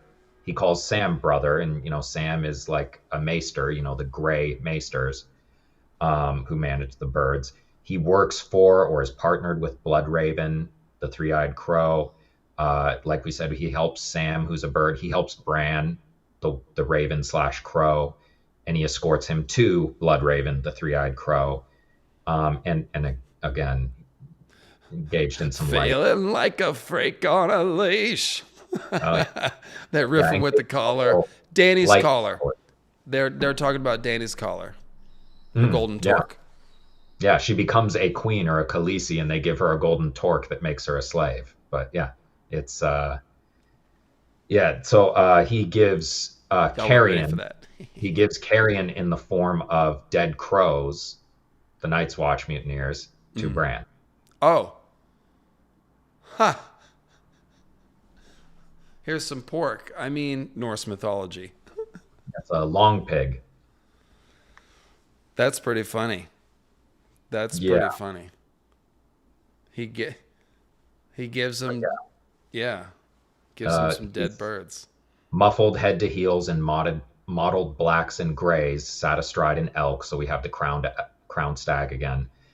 A hood shadowed his face. So he is a gray or hooded crow because he's a Night's Watch member. And of course, he commands the ravens and attacks in tandem with them when he attacks the whites, because the whites are eating corpses. The ravens are eating corpses because that's what carrion birds do.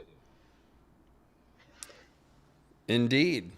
That's pretty cool. Yeah, those frogs need to be careful. I don't know how long they're going to live around all these wolves and ravens and things. Well, yeah. Well, and fun fact, they said 1,000 ravens when he looked at the tree. There must be 1,000 ravens in that tree. So it's 1,000 ravens and one. It's like Bloodraven. Cold Hands rolls deep. Yeah.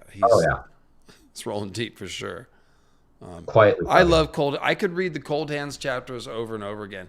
When your thing wasn't going to work, right before the stream, and I was like, oh man, what if Sean's just ass out of luck and can't stream? Like, what am I going to do? I was like, oh, I'll have to read a chapter. Yeah, I could read a Cold Hands chapter anytime. And of course, it'd be a Bran chapter. He was my phone background for a while. Like some really good art of him with like glowing blue. Yeah, he's one of my favorite characters. I really like the new Justin Sweet one. So Rook's Rest. Let's unpack the metaphor here. Rook's Rest. It's a castle. Well, I'll go ahead and I'll rip in the beginning and then I'll set you up. So Rook's Rest. It's a castle, and a rook, as we said, is in the same genus as crows and ravens. So you could also read this as Crow's Rest. So right. Now a rook is also a word that refers to a castle. Okay, as you know, in chess, the rook is a castle, a little tower, castle tower, and that is because rookeries are usually in the towers of castles. And so George uses the term rookery all the time for the place where the ravens are kept, enhancing, just reminding us of that connection between rooks and ravens and castles. So Rook's Rest is like Crow Castle Rest, Crow Castle Hangout. That's what it means. And so that makes you think of Castle Black. Right. And then when you think of Castle Black and you're like, oh, look, there's a big dragon fight here between a red fire-associated dragon and Vagar, the ice dragon, with Aemon, the Night's King, on top of him. And the Sun King dies or almost dies here, and the Sun Dragon almost dies. Okay, we already know this is a long night symbolism fight, but I never realized it was happening at Rook's Rest, which makes sense. So take it from there, Sean. Yeah, and you talked about. I missed a couple things there, so go ahead and go over all this. Yeah. No, we got it. So you talked about the naming conventions with it meaning both castle and a black bird. So it's like a black castle. It's Castle Black, which is also a similar name to the Night Fort, the original castle of the Night's Watch. And a dragon falls and destroys the wall. So a dragon breaching the wall so that a bunch of green men who were repurposed from the other side, they're basically acting as whites. They were raised by Aemon, the Night's King, against the enemies of Aegon. So, and if you remember from the show, there was, what were the houses that were turned? One of them was Darkland. And Stokeworth, I think maybe. It might have been Stokeworth. Yeah, Stokeworth and Rosby are the two that are closest to King's Landing, so it makes sense for them. But so if you remember in the show, Aemon and Kristen they beat those houses. Then they took over those men and sent them in the breach first, essentially. The breach is caused by a dragon. So Sean is saying this is similar to a green man who's been whited, or people that they've been defeated and then resurrected again as soldiers that are now going to fight for the other team. That's just like what happens to the whites. So and what's funny, the two sides in the Dance of the Dragons are the blacks and the greens, and they're fighting for the greens, so they are green men. Right. Okay. So there you go. And just to back up, it's do the Mellies thing. Go ahead. Oh yeah. We missed House Staunton. House Staunton also, their sigil. Yeah, black and gray checky field with two black wings on it, which So we're just talking the Night's Watch. They're either wearing blacks or grays. They've got green boys and gray beards. And they're one of a few houses that are all Night's Watch. What's that? They're one of a few houses that are all Night's Watch. Them, House Morgan. Morgan, yes. House Morgan, of course, yeah. So yeah, they're basically just symbolic Night's Watch, and their castle, their wall is breached by a dragon. So if you ask me, this is Moon Meteor to come. Oh yeah. Theoretically, at the very ends of Winds of Winter. I'm not even excited about saying this anymore, but I predict, if you haven't heard me before, I think that the long night, the new long night that is coming at the end of Winds of Winter, if George can write his way there, within the space of what he's calling the Winds of Winter, when the new long night falls, just like the last one, it will be predicated by a meteor impact, I say. Right. And we've seen several scenes that foreshadow it. This would be another. Melis, the Red Queen, is a red dragon, and on top of her is Rhaenys. And now Rhaenys, the original Rhaenys Targaryen, was shot down out of the sky with a scorpion bolt in Dorne at the Hellholt. That was another killing the moon and then having a dragon meteor fall to the ground, throwing the world into hell symbolism scene. And so it's just replayed here, where Rhaenys and Melis, the Red Queen, are shot out of the sky. One eye symbolism again, yeah. Shot out of the sky, and they land and they break the castle wall. So I believe that this is a foreshadowing of a moon meteor breaking the wall. But who knows? Maybe it'll be an actual dragon like in the show that breaks the wall. Difference. It's the same difference. And like, if we're looking for the elements that will happen later in the story, Melis, the dragon that Rhaenys is riding, is called the Red Queen. And that is something we also see Melisandre called, Stannis' Red Queen, and she's up at the wall. So if we look for all these common elements, we see that, you know, the entire area around Rook's Rest it's all very long night, like you said, and the entire battlefield and the air around it is covered in smoke and ash because of the fiery dragon fight that happened. Like, it's... And the show did a great job of drawing out the fight, but in the books it's summarized kind of more simply as, like, at one point all three dragons are tangled and they all fall to the ground, and only Vhagar and Aemond rise unhurt. Right. Melis is dead.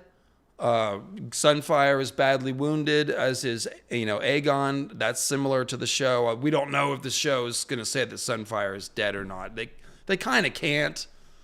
Spoiler alert, would ruin some things. Sunfire is probably going to turn out to not be dead, but only wounded. I think that'll just be a twist. Like, oh, we thought he was dead. In any case, there does seem to be a lot of Jon resurrection stuff here. So I previously had identified a lot of symbolism parallels between Sunfire and Jon. Because, of course, Jon, even though he wears all black, he is an Azor high figure and thus a solar king. And I believe when he's reborn, as many do, he'll have white hair like his wolf, and he'll look more sun-like, like Odin with the white hair. Essentially. What? The Witcher, essentially.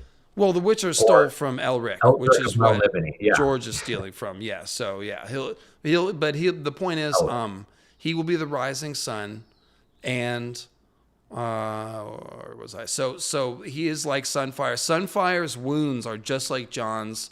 There's one on the back, one in the belly, and then one of the eye wounds. And Jon gets stabbed in the back and in the belly. And previously he had the eagle claw over the eye. There's some other stuff too. I think, if you think about Sunfire, he basically is in the I don't know if it's a field or in the forest, but basically down on the earth for a bit, and then rises again and flies to Dragonstone. Okay, so when Jon rises again, he's going to be the dragon waking from stone, because this will be the Azor High rebirth symbolism for Jon. And he'll be discovering his Targaryen heritage, a la going to Dragonstone culturally. So that's cool. And then you see the Night King rise too with Aemond. So I don't know what that's talking about. If that's foreshadowing Euron's part in all this, or maybe even Jon's body getting stolen by the others, I was saying. But I think Aemond is more directly a Euron parallel with the one eye and all that stuff. I agree. And one small thing that we should notice, this was not necessarily in Fire and Blood, but it was in the show, where he actually took the Valyrian steel dagger from Aegon. And if we're equating these dragon people to these dragon forged black swords, then a dragon forged black dagger is like a baby person. So we have like the baby snatching that we see so often, like at the Tower of Joy, like at Craster's Keep, where they take Monster off. We over and over and over again, and basically in every fostering that we see. So it's Melis's head. Because Yes. Melis's head is a piece of the moon dragon that they take back to King's Landing. So I think that's what the symbol would be. Yeah. Jon is like a dragon, a dead dragon head. Of course, that's also the gargoyle symbol, the story of the first gargoyle. They took a dead dragon's head and stuck it on the church and turned it to stone. I didn't know that. Yep. And then you pointed out here this line, Princess Rhaenys made no attempt to flee with a glad cry and a crack of her whip. She turned Melis toward the foe. And this reminds us of Dany's dragon hatching scene where the fire is cracking like a whip. It actually, Drogo, the fiery image of Drogo, has a fiery whip and cracks one of the eggs open with it. And then the cry would be, of course, the Nissa Nissa cry, which comes from Mirri Maz Dur and Dany, I think. The dragons in Mirri Maz Dur. Yeah, the dragons cry out, and Mirri Maz Dur has her ululating. God. I was thinking before I said it, I was like, I'm going to say this properly, and I'm going to show off the fact that I can say ululate. I can't. How many L's are in there? Ululate. That's I don't know. Ululate. You can at least one L. But Ululate. like, yeah, and something that we can't forget, we're talking about like Drogo's whip crack and stuff. The dragon comet itself is called Drogo's fiery lash. The dragon's tail, you mean? Right, the dragon's tail, Mormont's torch, whatever one of the names for it was. Well, the Drogo's dragon's fiery tails are like whips. Right. And then the comet's like the dragon's tail. Yeah, so. Well, yeah, and same then idea. when Jon threw a torch from Mormont's room at the moon-faced white, he whipped the drapes that were on fire, whipped them at the so there was a whip crack in that, and then the white birthed a bunch of black snakes, its intestines. So it was all That's cool because it had a moon face. He slashed it with a sword. So we've now destroyed the moon with a comet sword, and then he gives birth to snakes. Oh, that's nice. Yeah, and also like the drapes, burning the drapes, they're burning down the veil between life and death, which is what this whole werewood net thing is about. So it's I think it's ululating. You got it. Yeah. Okay. All right. Thank you, chat. Anyways, so the point is, Melis, the Red Queen, Melisandre, the Red Woman, is called Stannis' Red Queen. And Melis dies in this fire, out of which rises the Jon Snow figures, but like she dies. So I think this is more, I've already predicted separately that Melisandre will walk into the pyre, just like Dany walked into the pyre, and that Melisandre and Ghost will essentially be in this bonfire with Jon. Of course, Jon and Ghost's spirit are in the wolf. So I think when the wolf is burned, it's going to force the spirits back into Jon's corpse. But I think Melisandre is going to she's going to like shed her physical form here, like Obi-Wan Kenobi style, and turn into a Force ghost. And I predicted this in Melisandre's Secrets because I just thought about it long enough. She's turning into a fire spirit. She talks about not needing to eat or sleep because R'hllor gives her all the nourishment she needs. And I got you, Jimbo. Hang on. And so this means that she is turning into a being that runs and subsists on fire magic. And since it seems like a transformative process, logically, eventually there's an end stage where she won't need her physical body at all. That we don't even know what's in there. Like if she doesn't need to eat, like what's we speculated biological processes are actually still happening.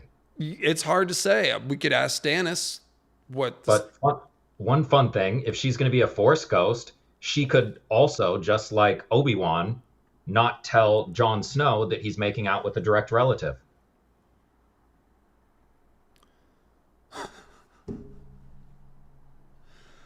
The parallels. So, Yeah. well, here's the last part of it. When Melisandre has her flame vision, it says the fire was inside her, searing her and blackening her. So it seems like, and this makes sense, that when she uses the fire magic, it transforms her body. And so the more she works with the fire magic, the more it transforms her. So if she walks into Jon's pyre and resurrects him and performs this great act of magic, that might be the last thing that pushes her through that transformation to become a fire other. Now, the others seem to be able to turn into mist and then solidify, and that's why they don't break the snow, and Tormund calls them a mist. Their solidness is like right on the border. And I think that means that they can turn themselves solid when they need to, and then turn back into mist and solidify. So Melisandre would be the fire version of that.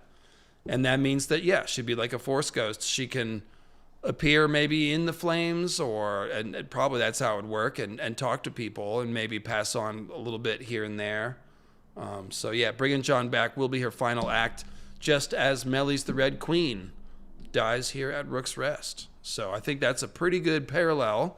Thank you for bringing this one to the crew here, because it just gives more Moon Meteor foreshadowing, more Melisandre walking into the pyre and giving up her life foreshadowing.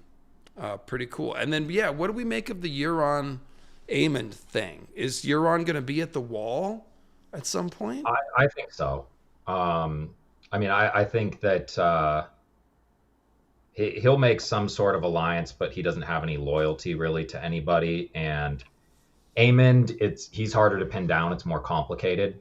Whether he's, really wants to help his brother's cause or take it over, or whether he just resigns himself to taking over his brother's cause because his brother is totally destroyed. But with Euron, obviously, he's not going to, he's out for him to turn himself into a god. Aemond is now basically become the leader of the Greens. So, I think this scene in both ways is read as either Aemond or Euron's ascension. But Jon is the ember in the ashes, and he kind of he will fight again to oppose him, because even though he dies, he resurrects. So that tracks with Jon being like Aegon and Sunfire out of this equation. And yeah, it could be that Euron doesn't even need to be there. Sorry, guys, I'm trying to fix my mouse. It could be that Euron is magically connected to what's going on here. Yeah. Well, I mean, both of us have separately decided that Euron's riding a dragon. So, however that manifests, Once he's on the dragon, he can move quickly. That's kind of where I got to, too. Like, if he actually needs to get to the north, it's actually going to parallel Aerion, the first and last emperor of Valyria, who got on his dragon and flew off to Valyria and was never seen again. I do think Euron, when he gets his dragon, will fly north and never be seen again at a certain point, perhaps. And Aerion Blackfire, or Aerion Targaryen, drinking wildfire. Basically, Euron's getting in over his head, and he's kind of mistaking symbolism for literal. And he's not going to burn to death on wildfire like Aerion Brightflame did. No, it's getting burned by the fire of the gods thematically, though. You're right. Right. It's exactly the same idea. Biting off more than you can chew. Very Lovecraftian. And probably ends with him, being, maybe possessed or something. But either way, I think he rides a dragon. So, yeah. So, that's how he gets to the wall, essentially, is like quickly, Why else does he have a dragon horn? Well, that's what I was pointing out to people. I was like he's the only one that's not a Valyrian, and he's got a horn of the potentials for the third head of the dragon. If you assume that Jon and Dany are two heads of the dragon, and by the way, I put out my Jon Azor Ahai video this week. So if you missed that somehow, that's in the feed. It's an hour of produced vintage David Lightbringer, bloody, bloody, bloody. So if you like that, there it is. Well, you're combining a lot of the stuff from different videos where you've separately expressed the idea that Jon is Azor Ahai. Yeah, it was good to really stack it all up together. It was a lot of fun. So hopefully you guys enjoyed that. But the point is, most people, or a lot of people, think, yeah, Jon and Dany, 2 of the 3 heads of the dragon. Who's the third? Maybe Tyrion, maybe Fagon, maybe it's Bran somehow. Euron has definitely been my favorite theory. What'd you say? There's a large contingent that really trying to make it Stannis. It's not. So, sorry. Moving right along.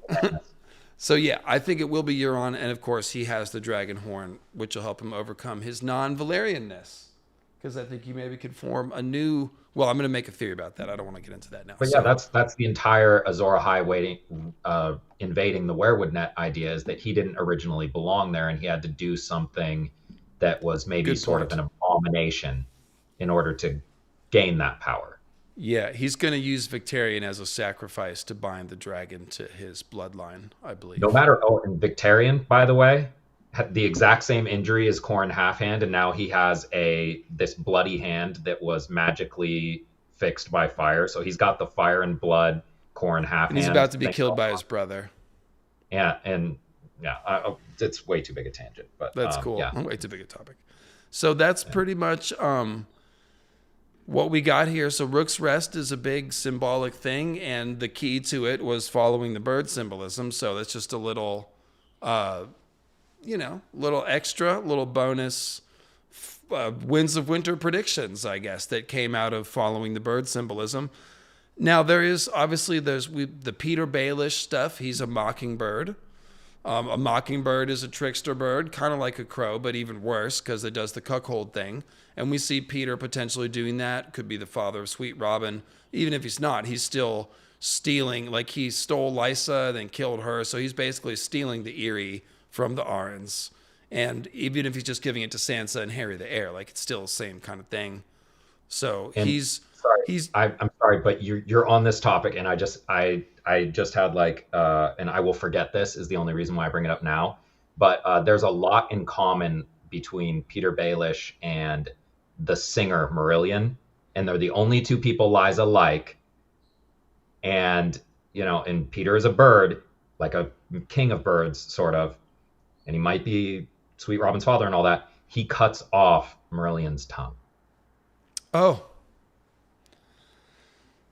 Well, there you go. And then, he's taken over the Knights of the Eyrie, who are they all wear falcon armor. Yeah, and Marillion is a singer. Mockingbirds sing. There are a lot of commonalities between those 2 characters. So him cutting off a bird tongue essentially. And then so Varys is, and then he, of course, we with the whole fake messages and deceptive words that he gives to everybody. So that's just like the Mockingbird. So you can see how we did the whole Littlefinger stream. So check that out. But we mentioned the sparrows. The sparrows are they represent the common, the humble folk. Sansa goes from like sparrow to, because she's called a little bird. So she's helpless like a sparrow. But I do think she's going to be skin-changing birds. Do you think it'll be crows and ravens, or do you think it could be like eagles and falcons or something? Oh, I see her going full Night's Queen othery, where she's like, your kind of good other representation, all the or birds. Misunderstood Night's Queen. I think it's very much going to be the like falcon, eagle, dove type thing. That'd be cool. Real quick in the chat, Kirsty Angel, Mockingbird, the others laugh is mocking, Knight of the Laughing Tree. Yes, that's good. Yeah. That's good. And they're stealing children, yeah. Dead of night. Nice job. To Kill a Mockingbird. Is it a To Kill a Mockingbird reference? I don't see a whole lot of Atticus Finch in Sansa, but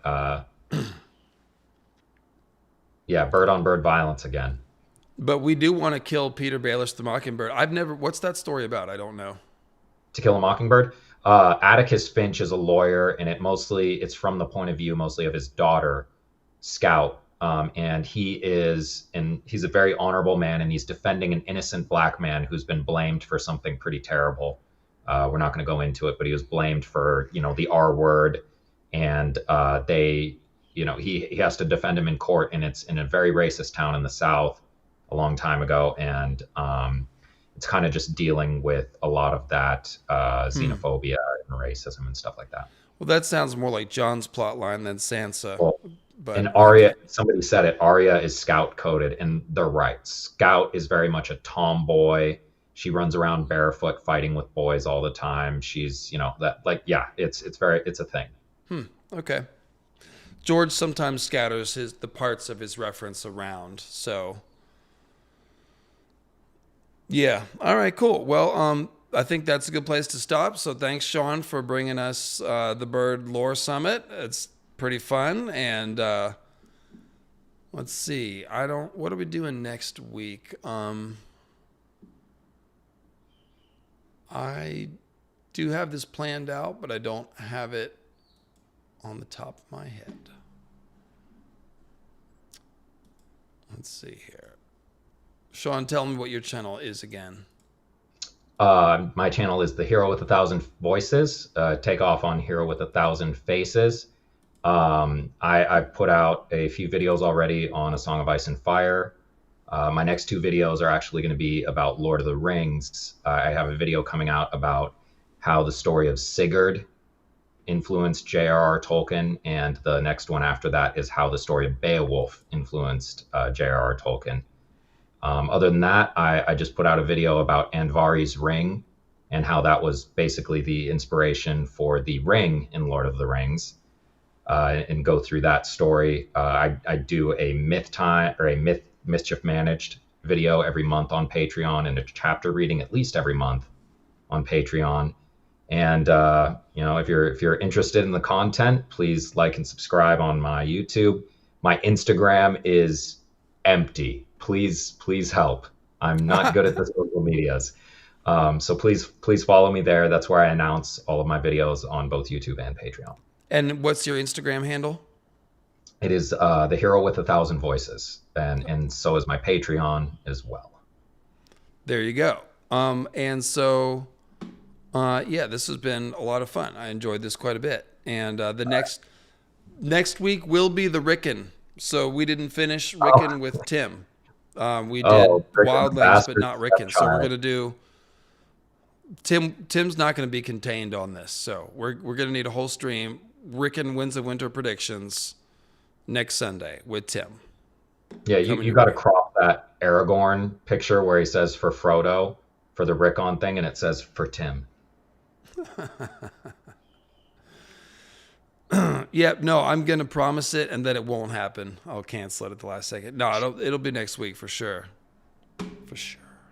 Although it is just such a great inside joke if the Rickon thing never happens, just because like his whole story arc is supposed to be the shaggy dog yarn. And because also Winds of Winter is never, a long time incoming. Yeah, the fat man's plans change every time the moon turns. No, dude, it's worse than that. He's been saying winter is coming since the first book. And now it's turned into this whole thing. Like, well, when is Winds of Winter coming? You've been saying it since, Look, it's not his fault. There was a storm in the winter net, and he's lost connectivity. Oh, I swear to God that when Winds of Winter is published, he's finally going to admit that like he wrote most of the book and then his computer crashed and he had to start completely over. It took him 3 years of depression just to get up the will to start again. Like I would believe that. Because he had most of it written, but he didn't remember enough of it. He had concepts of a book written. Oh, George. All right. Cool. Well, we love you guys, and thanks for coming out to the stream. It has been fun diagnosing the bird symbolism here, and now I'm going to go take care of my birds. So thank you, Sean. Thanks for having me on. Very welcome. We'll have you back again soon, I'm sure. All right. And happy Sunday. Thank you, chat.